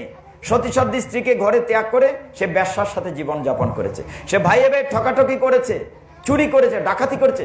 যমরাজ কিন্তু আশা ছাড়েন না, বলেন আরেকটু দেখো, তার জীবন থেকে আরেকটু দেখো, কিছুনি ভালো করেছে। মা সে কোনো ভালো কাজ করে নাই, আরেকটু দেখো, বলছে না তাও করে নাই। দেখতে দেখতে শেষে বলছেন আরো দেখো না, কিছুনি ভালো কাজ না, কোনো কাজ করে না। একটা লোক সারা জীবন চুরি ডাকাতি রাহাজানি পরস্ত্রী গ্রমণ খারাপ যা বলে সব। তিনি বলেন না আরেকটু দেখো। তখন চিত্রগুপ্ত চিৎকার করে বলছে, হে যমরাজ, একটা বিষয় পাওয়া গিয়েছে। বলে কি? এই লোকটি সারা জীবন খারাপ কাজ করলে কি হবে, একবার কোথায় কি করেছে দেখো দেখো, যে একবার সে ওই মোরাবদা গ্রামে বসে গীতা শ্রবণ করেছিল, অতএব তার সমস্ত পাপ তুমি মাফ করে দাও। হরি বল। অন্তত জীবনে একবার সে গীতা শুনেছে, অতএব তার সমস্ত পাপ তুমি ডিলিট করে দাও। এই কারণে ভগবান সবকিছু রেকর্ড হচ্ছে। ভাববেন না যে আমরা চুপচাপ আছি, সব রেকর্ড হচ্ছে। আমরা আবার যুদ্ধে আসি, যে জায়গাটিতে ছিলাম। ভগবান কি বলেছেন? নমে ভক্তা প্রণশ্যতি, আমার ভক্তের কখনো বিনাশ হয় না। রাখে কৃষ্ণ মারে কে। তিনি কি করলেন? বিশ্বদেব মারা গিয়েছেন, ওইদিকে দুর্যোধন তারা অনেক ভাই, সব ভাইটিকে ধরে ধরে ভীম মারছে। যখন এক একটা ভাই চিৎকার করে দুর্যোধনকে সাহায্য চায়, দাদা আমাকে বাঁচাও, কিন্তু বাঁচাতে পারে না, দুর্যোধন যেতে পারে না। কেন যেতে পারে না? অর্জুনের একটা ছেলে ছিল বড় যুদ্ধ, তার নাম কি? অভিমন্যু।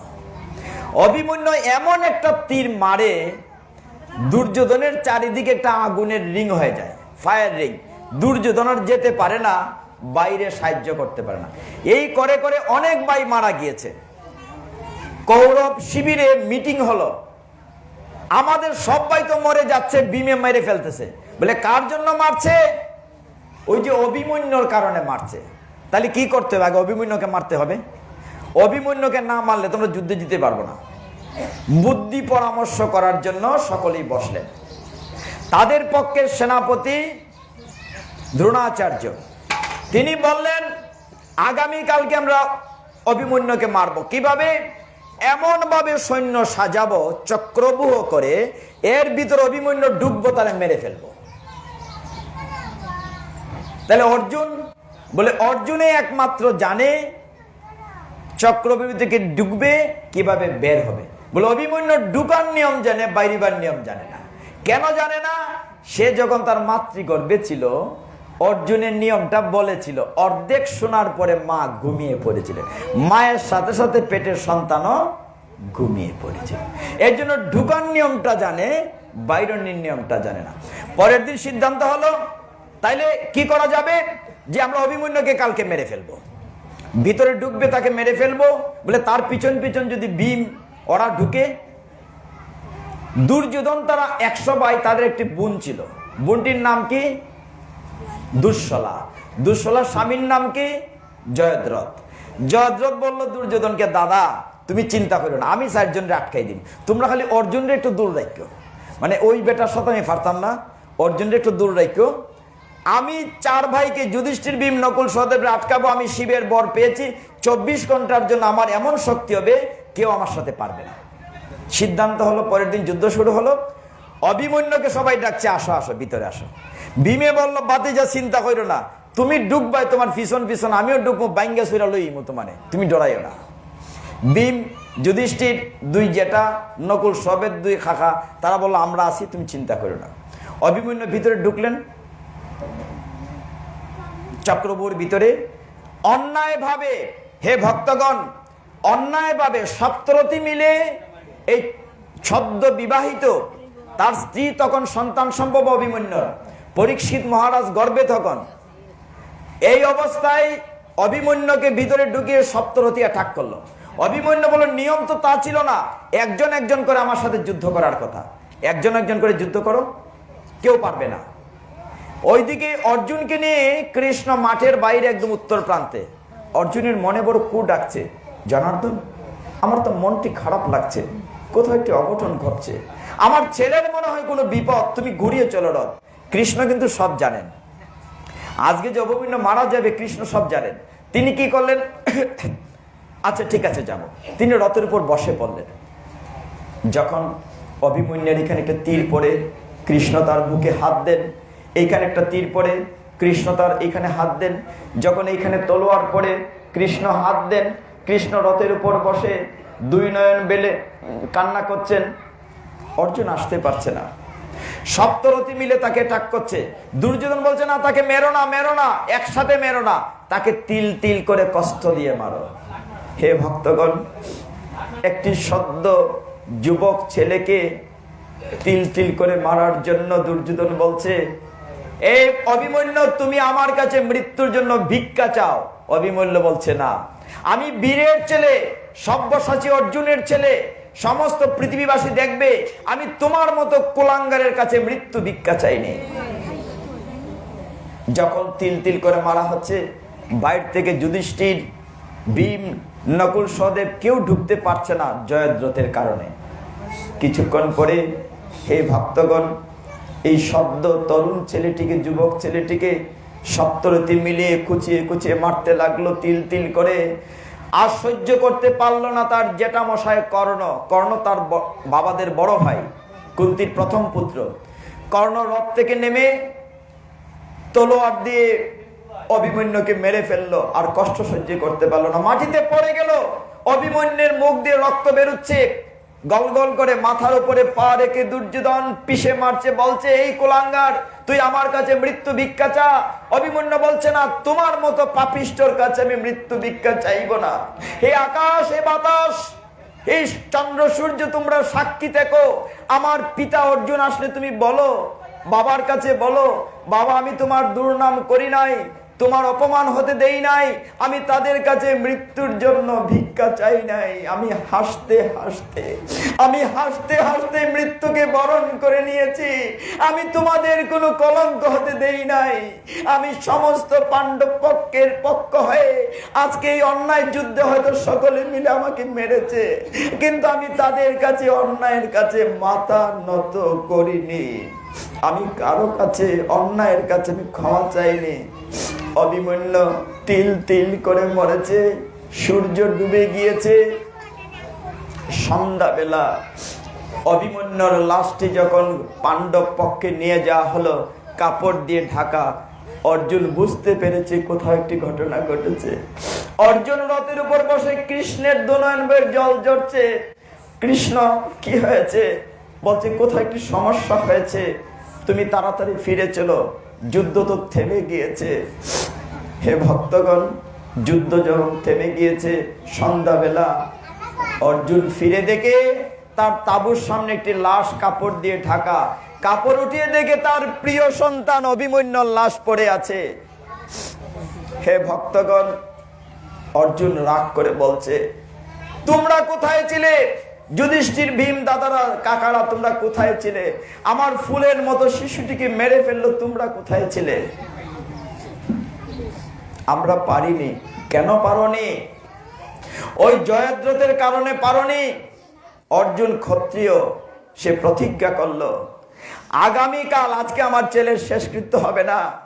অভিমন্যু আমার বীর সন্তান, তার শেষকৃত্য আজকে হবে না। আমি প্রতিজ্ঞা করছি, আগামীকাল সূর্যাস্তের পূর্বে আমি জয়দ্রথকে মেরে ফেলবো। আর যদি জয়দ্রথকে মারতে না পারি, আমি নিজে অগ্নিতে আত্মাহুতি দেব, অগ্নি সমাধি নেব। সংবাদটি কৌরব পক্ষে জানানো হলো। কৌরব পক্ষে শুনে দুর্যোধনের কাছে জয়দ্রথ বলছে, দাদা, কাল তো অর্জুন আমাকে মেরে ফেলবে, আমি কি করে বাঁচব? জয়দ্রথ বললেন এই কথা। দুর্যোধন বললেন, না, তোমার কোনো চিন্তা নাই, মাত্র তো 12 ঘন্টা, যুদ্ধক্ষেত্রের বাইরে তোমাকে রেখে দেব, তোমাকে সিকিউরিটি দিয়ে, গার্ড দিয়ে। অর্জুনকে যদি আমরা 12টা ঘন্টা আটকাতে পারি, সূর্য ডুবা পর্যন্ত, অর্জুন তো আত্মহত্যা করবে আগুনে, হ্যাঁ, অগ্নি সমাধি নেবে, তাহলে তোমরা যুদ্ধে জিতে যাব। ঠিক আছে। পরের দিন প্রচন্ড যুদ্ধ শুরু হলো। অর্জুন বারবার চেষ্টা করছেন, বলছেন কৃষ্ণকে, জনার্দন, তাড়াতাড়ি রথ চালাও, সূর্য যে ডুবে যাচ্ছে, আমাকে জয়দ্রথের কাছে নিয়ে চলো। জয়দ্রথ মাঠেই নাই। জয়দ্রথ দূরে ওই তাঁবুর ভিতরে থেকে লাফালাফি করছে, ফাঁক করে দেখছে সূর্য কখন ডুববে আর অর্জুনের সামনে আসবে। সে একটা মশাল জ্বালি অপেক্ষা করছে, কুলাঙ্গার জয়দ্রথ, আজকে আমি অর্জুনের মুখাগ্নি করব।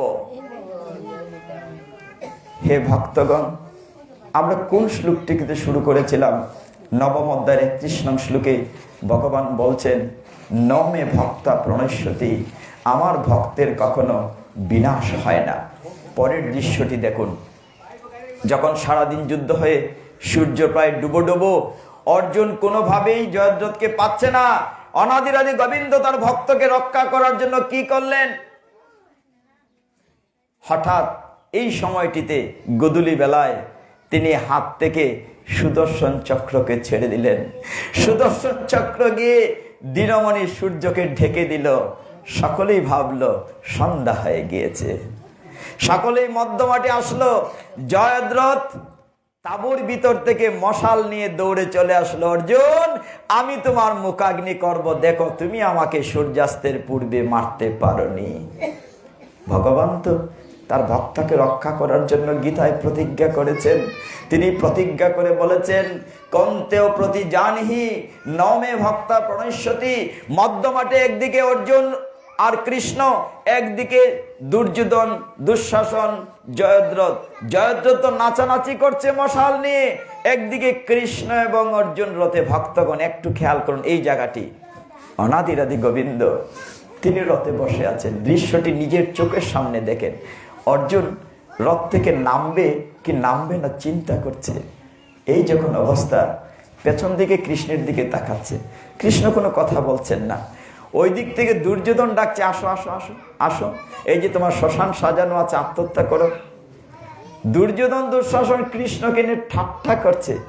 অর্জুন, ওই নাকি তোমার ভগবান? হ্যাঁ, তোমার ভগবান কি তোমাকে বাঁচাতে পেরেছে? তোমার ভগবান তোমাকে বাঁচাতে পেরেছে?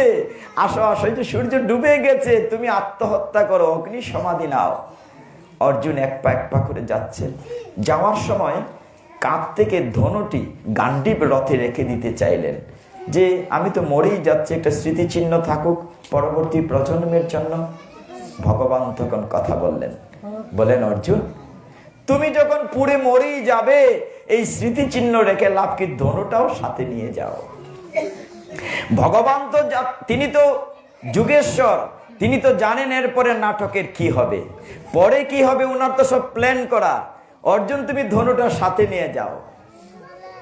অর্জুন ধনুটা নিয়ে এক পা করে শ্মশানের দিকে যাচ্ছে। এইভাবে চিতা সাজানো, একদিকে জয়দ্রথ, দুর্যোধন দুঃশাসন, একদিকে রথ থেকে নেমে অর্জুন যাচ্ছে। যেই কাছাকাছি হয়েছে, সামনাসামনি হয়েছে, হে ভক্তগণ, এখন যখন সামনাসামনি হয়েছে জয়দ্রথ আর অর্জুন, তখন ভগবান জনার্দন আবার সুদর্শন চক্রকে ডেকে দিয়েছেন, সুদর্শন চলে আসো। অমনি সুদর্শন চক্র সূর্যের সামনে থেকে আঙ্গুলে তর্জনীতে চলে এসছে। আবার ফটফটা দিন হয়ে গিয়েছে। হরি বল। হ্যাঁ, এখন না দেখলাম সন্ধ্যা, এখন দিন হয়ে গেল। জয়দ্রথ এখন কোন দিকে পালাবে? ভগবান বলেন, অর্জুন, এইবার তুমি মারো। যেই তীর ধনুক, দিন হয়ে গিয়েছে, তোমার কথা ছিল সূর্যাস্তের পূর্বে, দেখো সূর্য এখনো ডুবে নাই। জয়দ্রথ তো চিন্তায় পড়ে গেছে, সর্বনাশ, এখন আমাকে কে বাঁচাবে? হঠাৎ তার মনে হলো, না, আমি তো বাবা তপস্বী একজন, যে আমি কত তপস্যা করে একটি বর পেয়েছি, যে আমাকে যে মারবে, যার হাত থেকে আমার মাথাটি মাটিতে পড়বে, সেও মরে যাবে, বাস্ট হয়ে যাবে। তখন জয়দ্রথ, হে ভক্তগণ, হরি বল, হরি বল। এইখানে ছোট বাচ্চারা বেশি কথা বলছে, হরি বল। তখন জয়দ্রথ বলছে, আমাকে মারো, আপত্তি নাই। অর্জুন, মারো মারো, আমাকে মারো, মারলে তো তুমিও মরে যাবে। দেখেন কি অবস্থায় বিপদে পড়েছে অর্জুন। সে বলছে, ঠিক আছে, তুমি আমাকে মারো, আমাকে মারলে আমার মাথাটা যখন মাটিতে পড়বে, তুমিও বাস্ট হয়ে যাবে। এখন কে বাঁচাবে? আপনি চিন্তা করেন, কৃষ্ণ তার ভক্তকে রক্ষা করার জন্য কি টেকনিক করছেন। তখন অর্জুন, এই বিপদ থেকে কে বাঁচাবে? কৃষ্ণ ছাড়া বাঁচানোর তো কেউ নাই। মারলেও বিপদ, না মারলেও বিপদ। তখন কৃষ্ণের দিকে তাকাচ্ছেন অর্জুন, হে জনার্দন, কোনো কথা বলছেন না। কৃষ্ণ একটি শব্দ উচ্চারণ করেছেন, বলেছেন অর্ধেন্দু। অর্ধেন্দু, অর্ধেন্দু বুঝেন? ইন্দু মানে চাঁদ, অর্ধেক ইন্দু মানে অর্ধেক চাঁদ। কার মাথায় অর্ধেক ইন্দু থাকে? শিব ঠাকুরের মাথায়। শিব ঠাকুরের মাথায়। অর্জুন তো সব্যসাচী, জ্ঞান বুঝে ফেলেছে। যেই বলেছেন কৃষ্ণ অর্ধেন্দু, অর্জুনের মনে পড়েছে, আমার কাছে না শিব ঠাকুর একটা অস্ত্র দিয়েছিলেন, অস্ত্রটির নাম পাশুপথ বা পশুপতি অস্ত্র। কোথায় পেয়েছিল সেটি? অর্জুন যখন জঙ্গলে 5 ভাই ছিলেন তখন তপস্যা করেছিলেন, তখন একদিন দেবাদিদেব মহাদেব জঙ্গলি সর্দার সেজে একটা শূকর হত্যা করেছিলেন। অর্জুনও তীর মেরেছিল, শিব ঠাকুরও মেরেছিলেন। কে আগে মেরেছে প্রতিযোগিতা হয়েছিল শিবের সাথে অর্জুনের, ছদ্মবেশ শিব ঠাকুরের। অর্জুনের যুদ্ধে খুশি হয়ে শিব ঠাকুর তাকে একটা অস্ত্র দিয়েছিলেন, মুখটা চাঁদের মতো, অর্ধেক চাঁদ। এই অস্ত্রটির নাম পশুপদ বা পাশুপতি অস্ত্র। এটার বৈশিষ্ট্য কি, যেখানে বলবে সেইখানে চলে যাবে। তুমি এই অস্ত্রটা মারো এবং মাথাটা অন্যত্র ফেলে দাও। অর্জুনে বুঝে ফেললো। তিনি কি করলেন, যেই কৃষ্ণ বললেন অর্ধেন্দু, অমনি সে ওই পাশুপত অস্ত্রটা আনলো, এনে সে ওই জয়দ্রথকে মারল। কি বললো, যে তার বাবা যে ওই গভীর জঙ্গলে তপস্যা করছে, মাথাটি যেন বাবার কুলে গিয়ে পড়ে।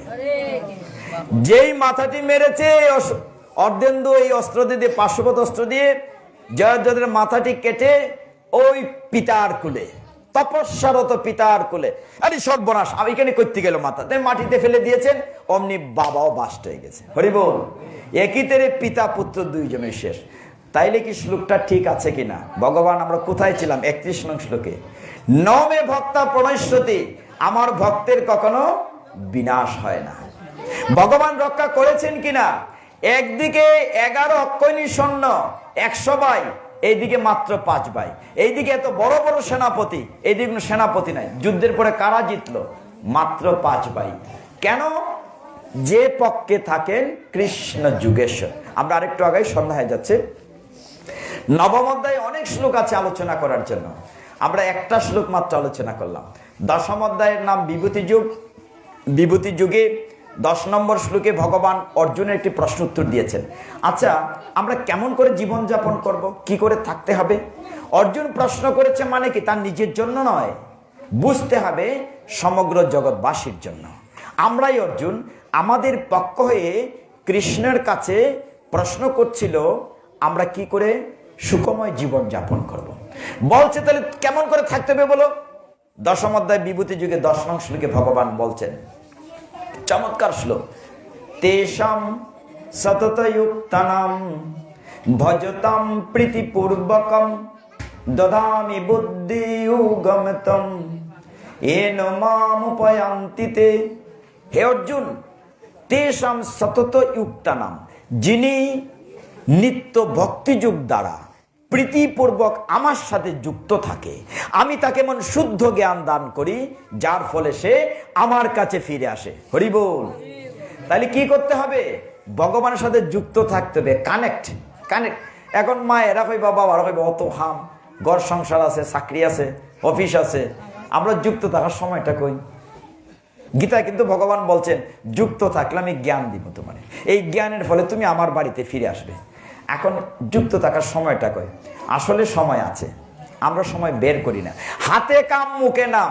মায়েরা যখন সকালবেলা বা যখন ঘর মুছেন এরকম করে যদি বলেন হরে কৃষ্ণ হরে কৃষ্ণ, ঘর মুছা কি বন্ধ হয়ে গেছে? যখন শ্রেণী দেয়া রান্না করেন হরে কৃষ্ণ হরে কৃষ্ণ, রান্না বন্ধ হয়ে গেছে? পিতাজিরা যখন বুড়ো খেতে রোয়া রইবেন এমনি হয় না, হরে কৃষ্ণ হরে কৃষ্ণ হরে কৃষ্ণ। ভগবানের সাথে কি যুক্ত থাকা যায় না? আরো যুক্ত থাকা যায় চিন্তায়, মননে, স্মরণে। যারা বিভিন্ন মন্দিরে গিয়েছেন, হাইরে জগন্নাথের বিগ্রহ কি সুন্দর, রাধাকৃষ্ণ দেখে আসছে কি সুন্দর, রামকৃষ্ণ পরম দেখে আসছে কি সুন্দর, বিবেকানন্দের ছবিটি অসাধারণ, মা শারদার ছবিটি আরো মমতাময়ী। এই ছবিগুলো বাসান মনে, তবেই তো যুক্ত থাকা যায়। কোনো না কোনোভাবে ভগবানের সাথে যুক্ত থাকা। যুক্ত না থাকলে কি হবে? একটু আগের উদাহরণটা দেখেন, কারেন্ট যদি মেইন লাইনের খুঁটির সাথে কানেকশন না থাকে, মেইন লাইন কেটে দিলে কি হবে? এত বড় বাল্ব দিলে জ্বলবে? জ্বলবে না। যুক্ত থাকতে হবে, মেইন লাইনের সাথে যুক্ত থাকতে হবে। দশম অধ্যায়, আরেকটু আগাই, সময় একদম কম। একাদশ অধ্যায় আমি আর 3টা শ্লোক বলবো, তারপরে অন্য একটি কাহিনী বলে শেষ করব। একাদশ অধ্যায়ে বিশ্বরূপ দর্শন যুগ। আমরা যখন ঘরে ছেলে মেয়ে কথা শুনে না, স্কুলে যখন ছাত্রছাত্রী শুনে না, অনেক দিদিমণিরা এখানে আছেন, তখন আমরা একটু শাসন করি কিনা? ভগবান দেখলেন অর্জুনকে এমনি লাইনে আনা যাইব না, তার ডর দেখানি লাগবে।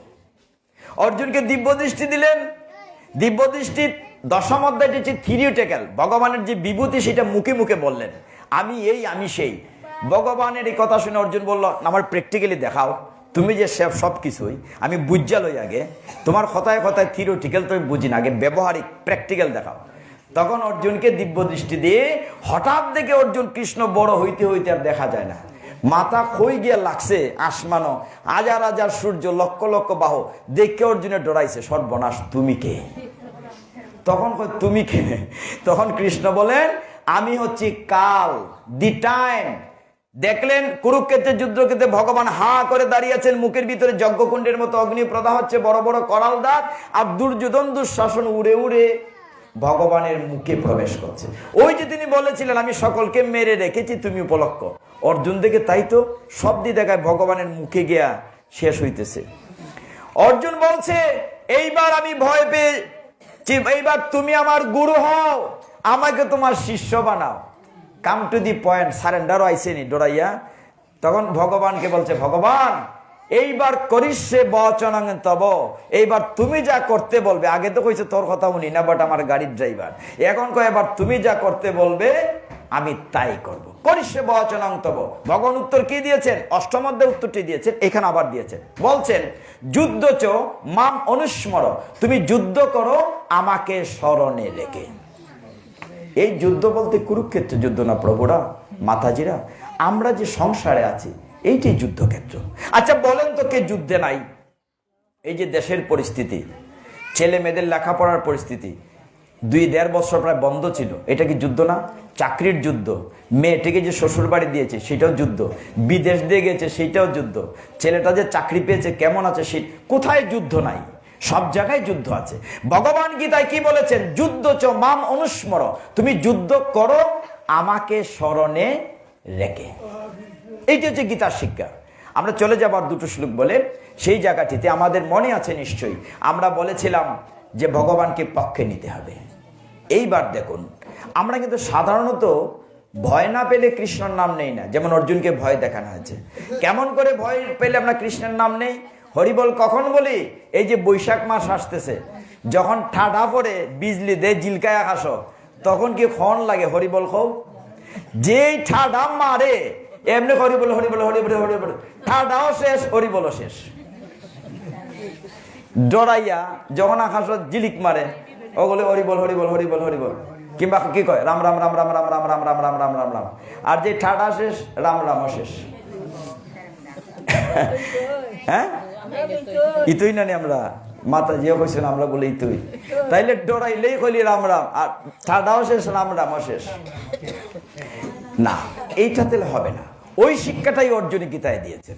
আমরা আরেকটু আগাই, 11, 12, 13, 14, 15, 16, 17 নম্বর অধ্যায়ে যাই।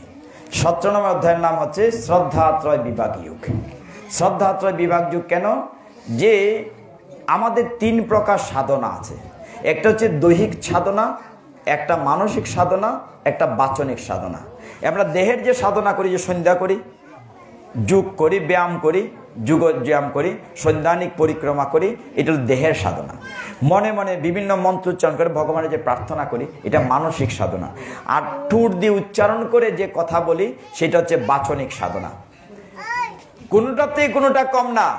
মায়েরা বিশেষ করে মন দিয়ে খেয়াল করেন, একটা গল্প শোনাবেন এখন। এই যে 1 ইঞ্চি জায়গা টুট, এটা বড় বালা জিনিস, আবার খারাপও জিনিস। এই 1 ইঞ্চি জায়গার যন্ত্রণা একটা সংসার সারকার হয়ে যেতে পারে, বাইয়ে বাইয়ে টুকরা টুকরি যেতে পারে। এর সংসার কেন, একটা দেশ, একটা রাষ্ট্র জল্লা পুরা সারকার হয়ে যেতে পারে।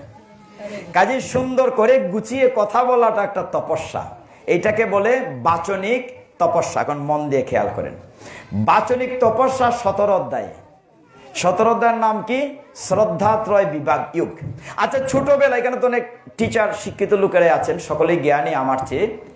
আমরা ছোটবেলা সূত্র পড়তাম, অঙ্কের সূত্র a+b² পড়তাম না? গীতায় কিন্তু একটা সুখের সূত্র দেয়া আছে।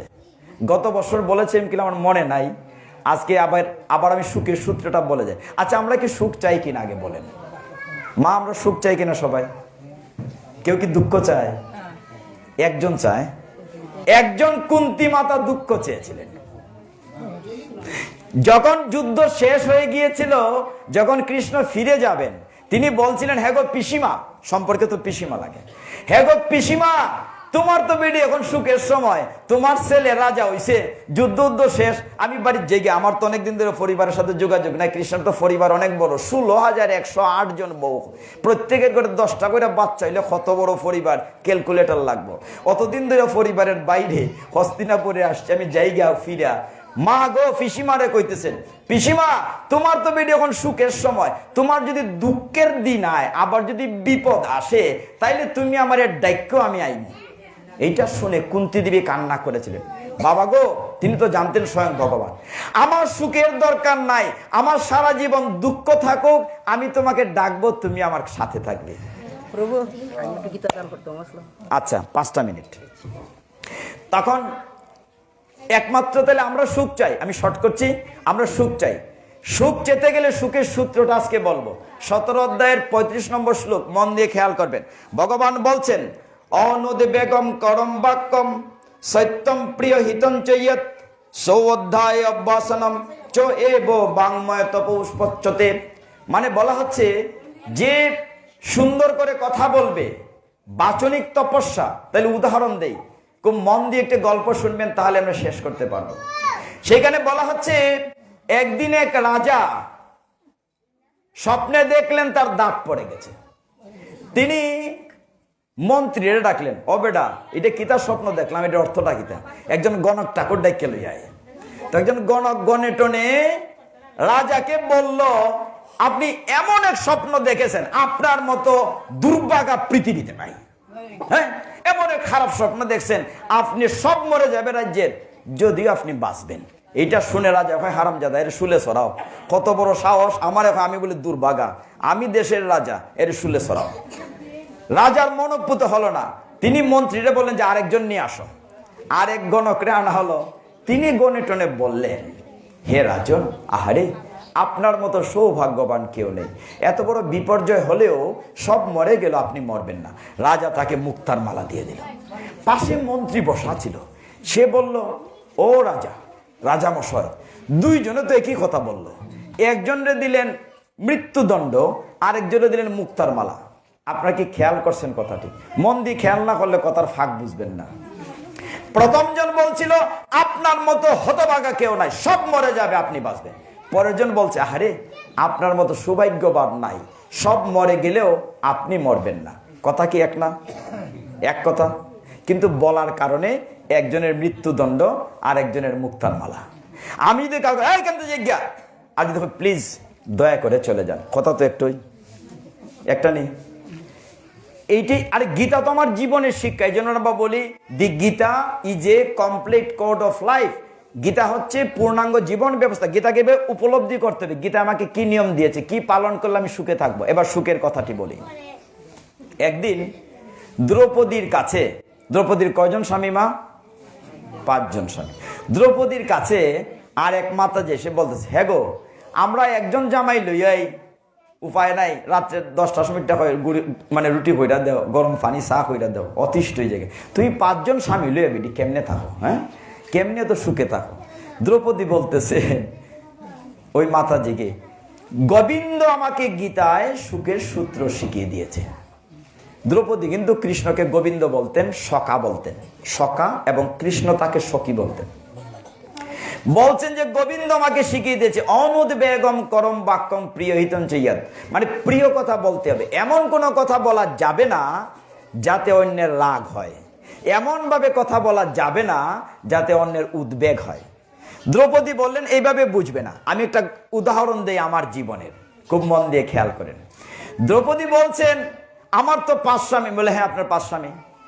5 স্বামীর ভিতরে একদিন ভীম বাবাজি ভাবলেন, এবার তো মোটা মাথা, আমার লাগান ব্যাককল।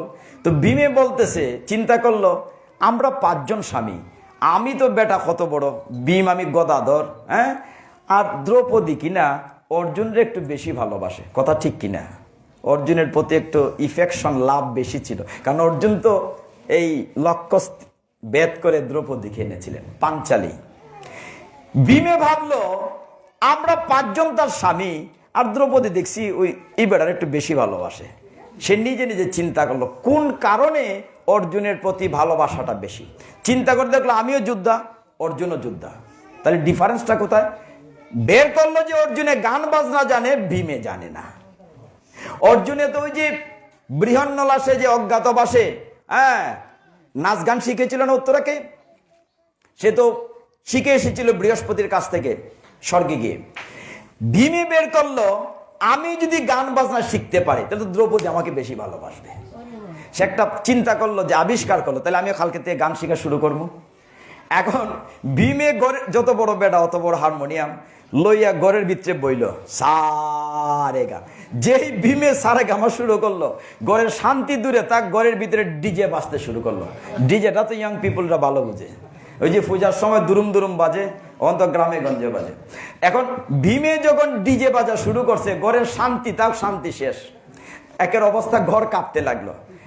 এটা বন্ধ করো না, এর যন্ত্রণা তো থাকতে পাচ্ছি না। কে তার সামনে যাবে? নকুল তুমি যাও, সহদেব তুমি যাও। এরা ঠেলা ঠেলে করে, সর্বনাশ, দাদার হাতের মুঠ যে বড়, যদি একটা কিল মারে তা আমার খাম শেষ। নকুলও যায় না, সহদেবও যায় না। তখন অর্জুন তুমি যাও, তুমি এটা বন্ধ করো, সারগাম বন্ধ করো, ওর অত্যাচার তো করে থাকা যাচ্ছে না। অর্জুন বলছে আমি যাবো কি, আমার সাথে এমনি তার লাগা লাগে, আমি গেলে তো পাই নাই। ঘরে কে থাকলো? ঘরে থাকলো যুধিষ্ঠির মহারাজ। তিনি তো আবার ধর্মরাজ, তার কাছে তো সবাই সমান। তিনো ভাইয়ে সাইডো ভাইয়ে গিয়া হইল, দাদা রে এটা বন্ধ করো না, এর ডিজের যন্ত্রণায় তো গড় খাপতেছে।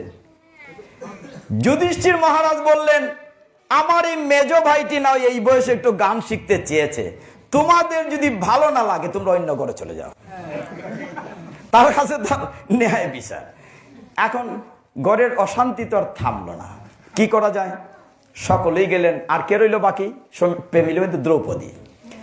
পাঞ্চালের কাছে সবাইকে বলেন, হ্যাঁ গো, আমাদের প্রিয়তমা, আমার স্ত্রী না, আমাদের প্রিয়তমা স্ত্রী এই ভীম বাবাজির যন্ত্রণা, এর যন্ত্রণা তোমরা থাকতে পারো, এটা বন্ধ করো জলদি।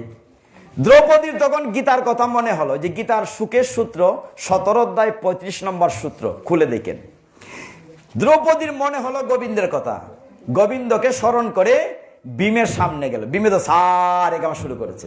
ভীমের সামনে গিয়ে বলছে, হে স্বামীবর, আহারে আপনার কণ্ঠটি কি সুমিষ্ট, কি চমৎকার রেওয়াজ করছেন। আচ্ছা স্বামীবর, আপনি তো গান শিখবেন বলে রেওয়াজ করছেন। বলে হ্যাঁ তাই করছি, তুমি দেখো না আমি কি করছি। বলে ও তাই করছো? আচ্ছা বলো তো, গান বাজনা করাটা তো একটা সাধনার কাজ, সাধনা কিনা? গান শেখাটা সাধনা। বলছে তুমি তো সাধনা করছো। আচ্ছা বলো তো স্বামীবর, সাধনা কি ঘরে বসে হয় না বনে জঙ্গলে হয়? মনি ঋষিরা কোথায় বসে সাধনা করেন? বলে কেন বনে জঙ্গলে? কিন্তু তুমি ঘরে বসে সাধনা করছো, তা কি হয়? তাই তো, এইভাবে তো আমাকে কেউ বুঝায় নাই। এটা শুনেই ভীম হারমোনিয়াম না সুজা জঙ্গলে। হরি বল। ঘরের ডিজে স্টপ হয়ে গেছে, ঘরের শান্তি। ওই যে দ্রৌপদী বলেছে, আমার প্রিয়তমা স্ত্রী বলেছে সাধন ভোজন ঘরে বসে হয় না, আসলেই তো ঠিক, সাধন ভোজন তো বনে জঙ্গলে করতে হয়। ভীম চলে গিয়েছে বনে জঙ্গলে, গিয়ে সে সাধনা শুরু করে, একদম চোখ মেজে সারে গামা শুরু করেছে সারাদিন। দ্রৌপদী তো জানে যে ভীম বাবাজি এখনো তখনও ফিরে আসবে। আমাদের ঘরে প্রত্যেক সন্তানে কে কি ভালোবাসে মায়েরা জানেন? ভীমের আরেকটি নাম ছিল বৃকধর, মানে পেটের ভিতরে বৃক নামক রাক্ষসে মানে খাই করতো, পেটে ক্ষুধা লাগতো, এই জন্য ভীমের নাম হচ্ছে বৃকধর। সেইখানে ভীম যা ভালোবাসতো, দ্রৌপদী রসগোল্লা বড় বড় 1 হাঁড়ি না 7 হাঁড়ি রসগোল্লা রান্না করলেন, আর পায়েস 10-15 হাঁড়ি রান্না করলেন। ভীম এখন মন দিয়ে এই জায়গাটা খেয়াল করে, ভীম তো জঙ্গলে বসে চোখ মুজে, দ্রৌপদী কইছে বনে গিয়ে সাধনা করতে হবে, সোজা কথা না। মাই ওয়াইফ টোল্ড মি, মানে আমার স্ত্রী বলেছে, তার মন ফাইতিব, সে তো মন দিয়ে সাধন ভজন শুরু করছে, চোখ মুজা সারেগা। এইরকম যখন সন্ধ্যা হয় ফেটের বুকে তার চোখ খুলছে, আর তো সহ্য হয় না ফেটের কথা। চোখ খুললা দেখে ভীমের সামনে একজন বুড়া বেটি লাঠি নিয়ে বসে রয়েছে। হরিবল। প্রথম সে বুঝছে না ঘটনাটা কি, এই গভীর জঙ্গলে মেচ্ছে বুড়া মানুষ করতে গেল। এখন লাঠি নিয়ে বুড়া মা বসে আছে, ভীমের চোখ খুলেই বলছে, হে গো মা, তুমি এই গভীর জঙ্গলে কেন এসেছ? বৃদ্ধা মাতাজি বলছেন, বাবা রে, আমার একটা গাদা হারিয়ে গিয়েছে। চিৎকার শুনে ভাবলাম আমার গাদাটি বোধহয় গর্তে পড়ে চিৎকার করছে, এসে দেখি গাদা কোথায়, তুমি রেয়াজ করছো। হরিবল। বিবে কিন্তু প্রথম বুঝে নাই, দ্বিতীয় মামা তুমি কি বলেছো? বলছে আমার একটা গাধা হারিয়ে গিয়েছিল, আমি চিৎকার শুনে ভাবলাম গাধাটি বুঝে গর্তে পড়ে চিৎকার করছে, এসে দিকে গাধা কোথায়, একজন মানুষ তুমি রেয়াজ করছো। ভীম তখন বলে সর্বনাশ, তাহলে আমার আওয়াজটি গাধার মতো হ্যাঁ কর্কশ, তাই দ্রৌপদী ঘরে থাকতে দেয় নাই, বুদ্ধি করে আমাকে ঘর থেকে বের করে দিয়েছে। এইবার আমি দ্রৌপদী পাঞ্চালীকে দেখাবো। ভীম প্রচন্ড রাগ করলো, তাহলে গাধার মতো কণ্ঠ, তাই ঘরে থাকতে দেয় নাই, ঘর থেকে বের করে দিয়েছে। ভীম তো প্রচন্ড রাগ করে হারমোনিয়াম নিয়ে বাড়িতে রওনা হয়েছে। দ্রৌপদী কিন্তু জানেন হি উইল ব্যাক, তিনি ফিরে আসবেন। যেই দেখছেন ওই দূর দেখা যাচ্ছে ভীম হারমোনিয়াম নিয়ে ডক ডক করে আসতেছে, আজকে দ্রৌপদীকে বুঝাবো। আমাকে কিনা গাধার সাথে তুলনা করা হচ্ছে। যেই কাছে আসতেছেন অমনি দ্রৌপদীর সামনে আগাইয়া গিয়া নিজেই আঁচলটা দিয়ে এরকম করে ঘাম মুছাচ্ছেন। আহারে স্বামী বোর এরকম ঘাম মুছাচ্ছেন, আদর করে। তুমি সারাটা দিন কত কষ্ট করেছো, রেয়াজ করেছো, নিশ্চয়ই তোমার ক্ষুধা লেগেছে। ভীম তো মানে ফাড়েতে একটা, কিন্তু স্ত্রীর উপর তো হাত তোলা যাবে না, রাগ করতেছে। হ্যাঁ তুমি, তোমার কারণে আজকে আমাকে গোড়া মানুষ গাধা বলেছে, মানে খুব প্রচন্ড রাগ করছে। আর দ্রৌপদী আহা জানো তুমি না যে ভালোবাসো রসগোল্লা, হ্যাঁ হ্যাঁ এরকম এইগুলো এখানে 7 হাঁড়ি বড় বড় রসগোল্লা রান্না করেছে। আর তুমি যে পায়েস পছন্দ করো 10 হাঁড়ি পায়েস রান্না। আসো আসো। এই খাবারের কথা শুনে বৃকদর বেটার সমস্ত রাগ জল হয়ে গেছে। হরি বল। এটি হচ্ছে গীতার সুখের সূত্র। তার মানে কি, আপনি যদি সুখ চান প্রিয় কথা বলতে হবে, অন্যের উদ্বেগও এমন কথা বলা যাবে না। সন্ধ্যা সমাসন্ন, আমি জানি 5-7 মিনিট শেষ করবো কিনা। আচ্ছা ঠিক আছে, আমরা উত্তরটা পাইনি। ভগবান কি বলেছিলেন যে তুমি যদি সুখ চাও, শান্তি চাও, জয় চাও, লক্ষ্মী চাও, কৃষ্ণকে তোমার পক্ষে রাখতে হবে। এই উত্তরটা শেষ করব। ভগবান গীতায় একটি শ্লোক 2 বার বলেছেন। আসলে গীতা নিয়ে আলোচনা করলে অনেক সময় দরকার, তারপর আমরা চেষ্টা করেছি শর্টকাট করে। 9ম অধ্যায়ের 34 নং শ্লোক, 18 অধ্যায়ের 65 নম্বর শ্লোক, একটি শ্লোক 2 বার ভগবান বলেছেন। আমরা ছোটবেলা ছাত্র থাকতে কি করতাম, ইম্পর্টেন্ট প্রশ্ন হলে ডাবল স্টার দিতাম, ভেরি ভেরি ইম্পর্টেন্ট। এই শ্লোকটি 2 বার কেন বলেছেন, এটা অত্যন্ত গুরুত্বপূর্ণ। কি বলেছেন ভগবান? বলেছেন মনমনা ভব মদে ভক্ত মদিয়াজি মাম নমস্কুরু মামেব সত্যমেতে প্রতি জানে প্রিয়সী মে। হে অর্জুন, মনমনা ভব মদ ভক্ত, তুমি আমার কথা ভাবো, আমার ভক্ত হও, আমার পূজা করো, আমার নমস্কার করো, তাইলে সত্যি প্রতিজ্ঞা করে কথা দিচ্ছি তুমি আমাকে পক্ষে পাবে। উত্তরটা কি? আমাদের প্রশ্ন নিয়ে যেটা নিয়ে বসেছিলাম আজকে, ভগবান বলছেন মনমনা ভব, তুমি আমার কথা ভাবো, মদ ভক্ত, আমার ভক্ত হও, মদিয়াজি, আমার পূজা করো, জাজি মানে যাচনা, মাম নমস্কুরু, আমাকে নমস্কার করো, তাইলে সত্যি প্রতিজ্ঞা করে কথা দিচ্ছি তুমি আমাকে পাবে। পরের কথাটি বলে নাই, শ্লোকের পরের শব্দটি হচ্ছে প্রিয় সীমে, যেহেতু তুমি আমার প্রিয়, ভগবান বলছেন তুমি আমার প্রিয় যদি হও, আমি প্রতিজ্ঞা করে কথা দিচ্ছি তুমি আমাকে পাবে। প্রিয় কি করে হয় সংসারে? যদি 4-5 জন ভাই বোন হয়, সবাই কি মা বাবার কাছে সমান প্রিয় হয়? এক ঘরে যদি 3-4 বউ হয়, সবাই কি শ্বশুর শাশুড়ির কাছে সমান প্রিয় হয়? নিশ্চয়ই না। যে ছেলে মেয়ে, যে বৌমা মা বাবা শ্বশুর শাশুড়ির সেবা করে মন জুগাইয়া প্রিয় হয়, তাদেরকে তো ভালোবাসা পাবে। এই জন্য গীতায় শিক্ষা দেওয়া আছে। তাহলে কি দাঁড়ালো, যে তুমি যদি আমার কথা ভাবো, আমার পূজা করো, আমার হও এবং আমার প্রিয় হতে পারো, তাইলে আমি প্রতিজ্ঞা করে কথা দিচ্ছি তুমি আমাকে পক্ষে পাবে। আর একটি শ্লোক অর্জুন যখন বলছিল তাও যদি না পারি তাহলে কি করতে হবে? হে মায়ার জীব, তুমি মায়ার সাগরে ডুবে আছো। আচ্ছা, এই এলাকা তো সকলেই আমরা ভাটি অঞ্চল, প্রায় সাঁতার জানি না, সকলেই তো সাঁতার জানি। সাঁতার জানে, সাগরে পড়লে কি উঠতে পারবো? মহাসাগরে পারতাম না। তখন হেলিকপ্টার যদি এসে আমাদেরকে উদ্ধার করতে চায়, হেলিকপ্টার দেখবে কি করে যদি হাত একটা নাড়াচাড়া না করি? এই জন্য ভগবান বলছেন সর্বধর্মান পরিত্যজ্য মাম একম শরণং ব্রজ অহং তুয়া সর্ব পাপেভ্য মুক্ষেস্বামী মা শুচ। হে মায়ার জীব, তুমি মায়ার সাগরে ডুবে আছো, আমি তো হাত বাড়িয়ে রেখেছি, তুমি কেবলমাত্র হাতটি তুলো, আমি তোমাকে সমস্ত পাপ সাগর থেকে উদ্ধার করব। আর কি চাই বলেন? ভগবান কত ক্লিয়ার বলেছে। আমি পাঠে ঢুকার পূর্বে একজন মাতাজি একটা প্রশ্ন করেছিলেন, আমি প্রশ্নটা 2-3 মিনিটে দিয়ে শেষ করি। প্রশ্নটা ছিল, তিনি বলছিলেন হরি বল, একটু খেয়াল করেন যে কলিযুগ পাবন অবতার মহাপ্রভু আর কৃষ্ণ কি এক? প্রশ্নটা চমৎকার। আমি শাস্ত্রের উদ্ধৃতি দিয়ে বলছি, এক। আজকে থেকে ৫,৫০০ বৎসর পূর্বে যখন দাপর লীলা শেষ হয়ে যায়, দাপর যুগ শেষ হয়ে যায়, চারদিকে কুলক্ষণ, নারদমণি ঘুরতে ঘুরতে কৃষ্ণের কাছে গেলেন দাপরে, গিয়ে বলেন, হ্যাঁ জনার্দন, তোমার দাপর লীলা শেষ, চারদিকে যে অন্ধকার দেখছি, কুলক্ষণ দেখছি, কলির জীবের কি হবে? আমরা কোথায় আছি? কলিযুগে, গুড় কলিতে আছি। নারদমণি বলছেন কলির জীবের কি হবে? ভগবান তখন রুক্মিণীর গৃহে ছিলেন। তিনি সত্যবানের গৃহে এসে সকল নারীদেরকে ডাকলেন, মহিষীর ডাকলেন, রাধারানী, ললিতা, বিশাখা, চন্দ্রাবলী, সকলের। তিনি বললেন, হে নারদমণি, এই দাপর যুগে শুধু আমি প্রেম নিয়েছি, ললিতা, বিশাখা, চন্দ্রাবলী, গোপী মাতাদেরকে কত কষ্ট দিয়েছি, তাদেরকে কত বিরহ যন্ত্রণা দিয়েছি, তাদের প্রেম নিয়েছি, কিন্তু প্রেম নেয়ার আনন্দ পেয়েছি, কিন্তু তারা যে প্রেম দিয়েছে সেটা তো আমি বুঝতে পারিনি। তোমরা সকলেই শোনো, সকলের একটি প্রশ্ন, কলির জীবের কি হবে? তখন ভগবান, আজকে থেকে ৫,৫০০ বৎসর পূর্বে গ্রন্থে কথাটি বলা আছে, ভগবান কি বলেছিলেন? আমি কলি যুগে যাব, হরি বল, আমি কলি যুগে যাব, রাধার কান্তি নেব, থাকবে না হাতে মোহন বাঁশি, আমি ভক্ত সঙ্গ বড় ভালোবাসি। কৃষ্ণ যে মহাপ্রভু রূপে আসবেন, রাধার কান্তি নিয়ে ১,০০০ বৎসর পূর্বে বলছেন, কি বলছেন?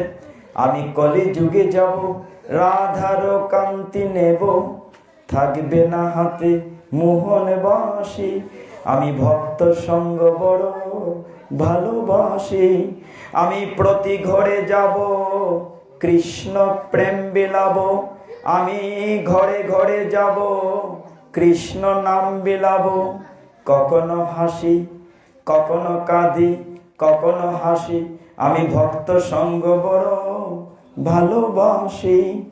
যেদিন নিমাইয়ের সাথে নিত্যানন্দ প্রভুর দেখা হয়, ছোট্ট দুটি বালক নন্দন আচার্যের বাড়িতে, নিত্যানন্দ প্রভু মহাপ্রভুকে জড়িয়ে ধরে বলছেন, তুই কি সেই ব্রজের কানাই? মহাপ্রভুকে বলছেন, নিমাইকে, তুই কি সেই ব্রজের কানাই, তবে কেন তোর হাতে মোহন বাঁশি নাই? মহাপ্রভুর কি বাঁশি আছে? নাই। বলছেন, তুই কি সেই ব্রজের কানাই, তবে কেন তোর হাতে মোহন বাঁশি নাই? নিমাই উত্তর দিচ্ছেন, ব্রজের খেলা ছিল দৌড়া দৌড়ি, মা যশোদার আঙ্গিনায় কত দৌড়েছি, ব্রজের খেলা ছিল দৌড়া দৌড়ি, নদিয়ার খেলা হবে গড়াগড়ি। হরি বল। আবার জিজ্ঞাসা করেছেন, তুই কি সেই ব্রজের কানাই, তবে কেন তোর মাথায় ময়ূর চূড়া নাই? মহাপ্রভু তো ময়ূর চূড়া নাই। তুই কি সেই ব্রজের কানাই, তবে কেন তোর মাথায় ময়ূর চূড়া নাই? নিমাই উত্তর দিচ্ছেন, ব্রজে ছিল মোর ধরা চোরা, এবার হবে মোর কৌপিন পড়া। সন্ন্যাসীরা যে ৮টা কাপড় পরে তার নাম কৌপিন। মহাপ্রভু রূপে যে কৃষ্ণ আসবেন, এসে যে কেশব ভারতীর কাছে সন্ন্যাস দীক্ষা নিবেন, ১,০০০ বৎসর পূর্বে গ্রন্থে লিখা আছে।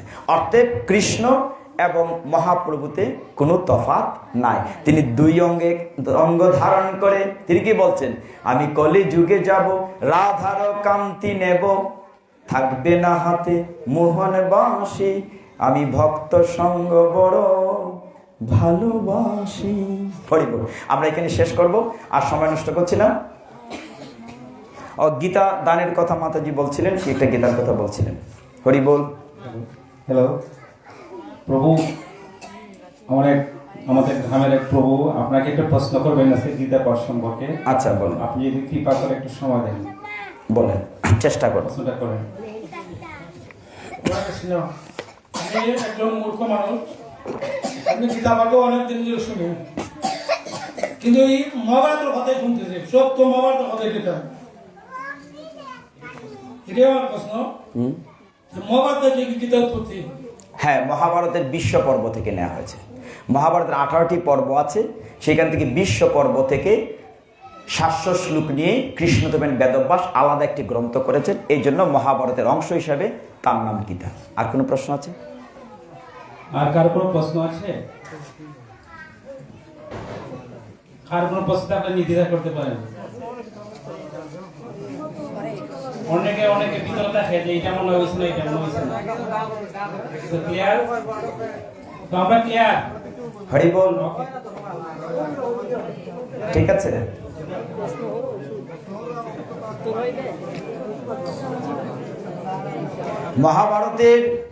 মহাভারতটি বিশ্বদেব রচনা করেছেন, কিন্তু লিখেছেন গণেশ ডিক্টেটর, ব্যাসদেব ডিক্টেটর, গণেশ হচ্ছে রাইটার।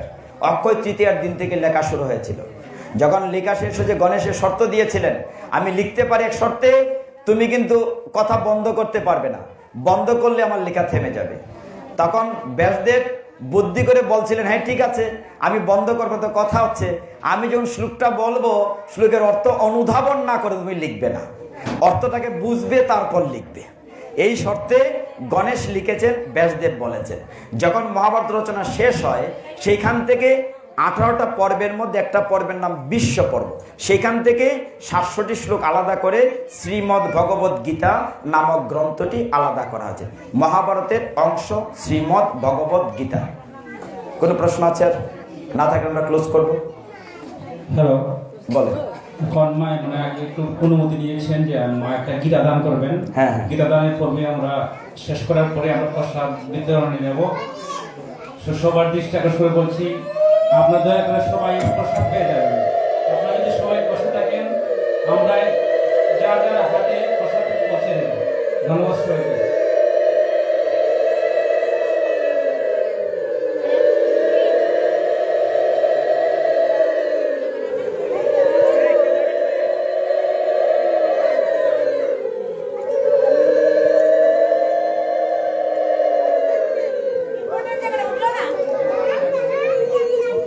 মা ঠিক আছে, মাথায় রাখলাম।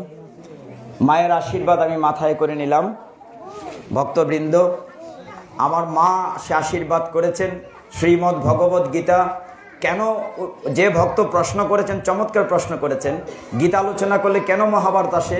গীতা তো হচ্ছে সন্তান, যদি আমরা একটা ছেলের যখন পরিচয় দেব, শুধু তার নাম দিতে পরিচয় দেওয়া যায় না, তার পিতামাতার পরিচয় দিতে হয়। এই কারণে গীতা আলোচনা করলে মহাভারত আসবেই, কারণ বাবার পরিচয় অর্থাৎ পূর্ণ পরিচয় না দিলে গীতা ক্লিয়ার হয় না। যা হোক, আমরা শেষ করব। মহাপ্রভুর কথা বলে শুরু করেছিলাম, মহাপ্রভুর কথা বলে শেষ করব। বৃহৎ নারদীয় পুরাণে স্পষ্ট বলা হচ্ছে, হরের নাম হরের নাম হরের নামইব কেবলম কলৌ নাস্তিব্য নাস্তিব্য নাস্তিব্য গতিরন্যতা। এই কলিযুগে হরিনাম ছাড়া আর কোনো গতি নাই, গতি নাই, গতি নাই। এটা মহাপ্রভুর কথা না, এটা বৃহৎ নারদীয় পুরাণে লেখা আছে। মহাপ্রভু বলেছেন, পৃথিবীতে আছে যত নগরাদি গ্রাম, সর্বত্র প্রচারিত হইবে মোর নাম। তা হোক, আমরা মহাপ্রভুর নাম যেটি দিয়েছেন কলির যুগে, সেটা আমরা 3 বার উচ্চারণ করে শেষ, সকলে মিলে। হরে কৃষ্ণ কৃষ্ণ কৃষ্ণ কৃষ্ণ হরে হরে, হরে রাম রাম রাম হরে হরে, হরে কৃষ্ণ কৃষ্ণ কৃষ্ণ হরে হরে, হরে রাম রাম রাম হরে হরে, হরে কৃষ্ণ কৃষ্ণ কৃষ্ণ হরে হরে, হরে রাম রাম রাম হরে হরে। হরিম দর্শন, আমার ভুল ত্রুটি ক্ষমা করবেন। ওম যদস্কর পরিপ্রষ্ট মাত্রহীনং চ ইয়ৎভবেৎ পূর্ণং ভবতু তৎসর্বং তৎপ্রসাদাৎ জনার্দন। দয়া করে সবাই বসে থাকেন, প্রসাদ যার যার হাতে পৌঁছে যাবে, কেউ উঠবেন না প্লিজ। আপনারা যার যার জায়গায় বসে থাকুন, আপনাদের হাতে প্রসাদ পৌঁছে যাবে। জনিয়ারা কয়েকজন নিয়ে এই মনে আছে, এই প্রসাদটা একটু সুজন একটু হেল্প করো প্লিজ। হরে কৃষ্ণ, প্রসাদটা একটু দিয়ে দাও। হরি বল। আমরা সকলে প্রসাদ নেব। প্রসাদকে আমরা বলি ভব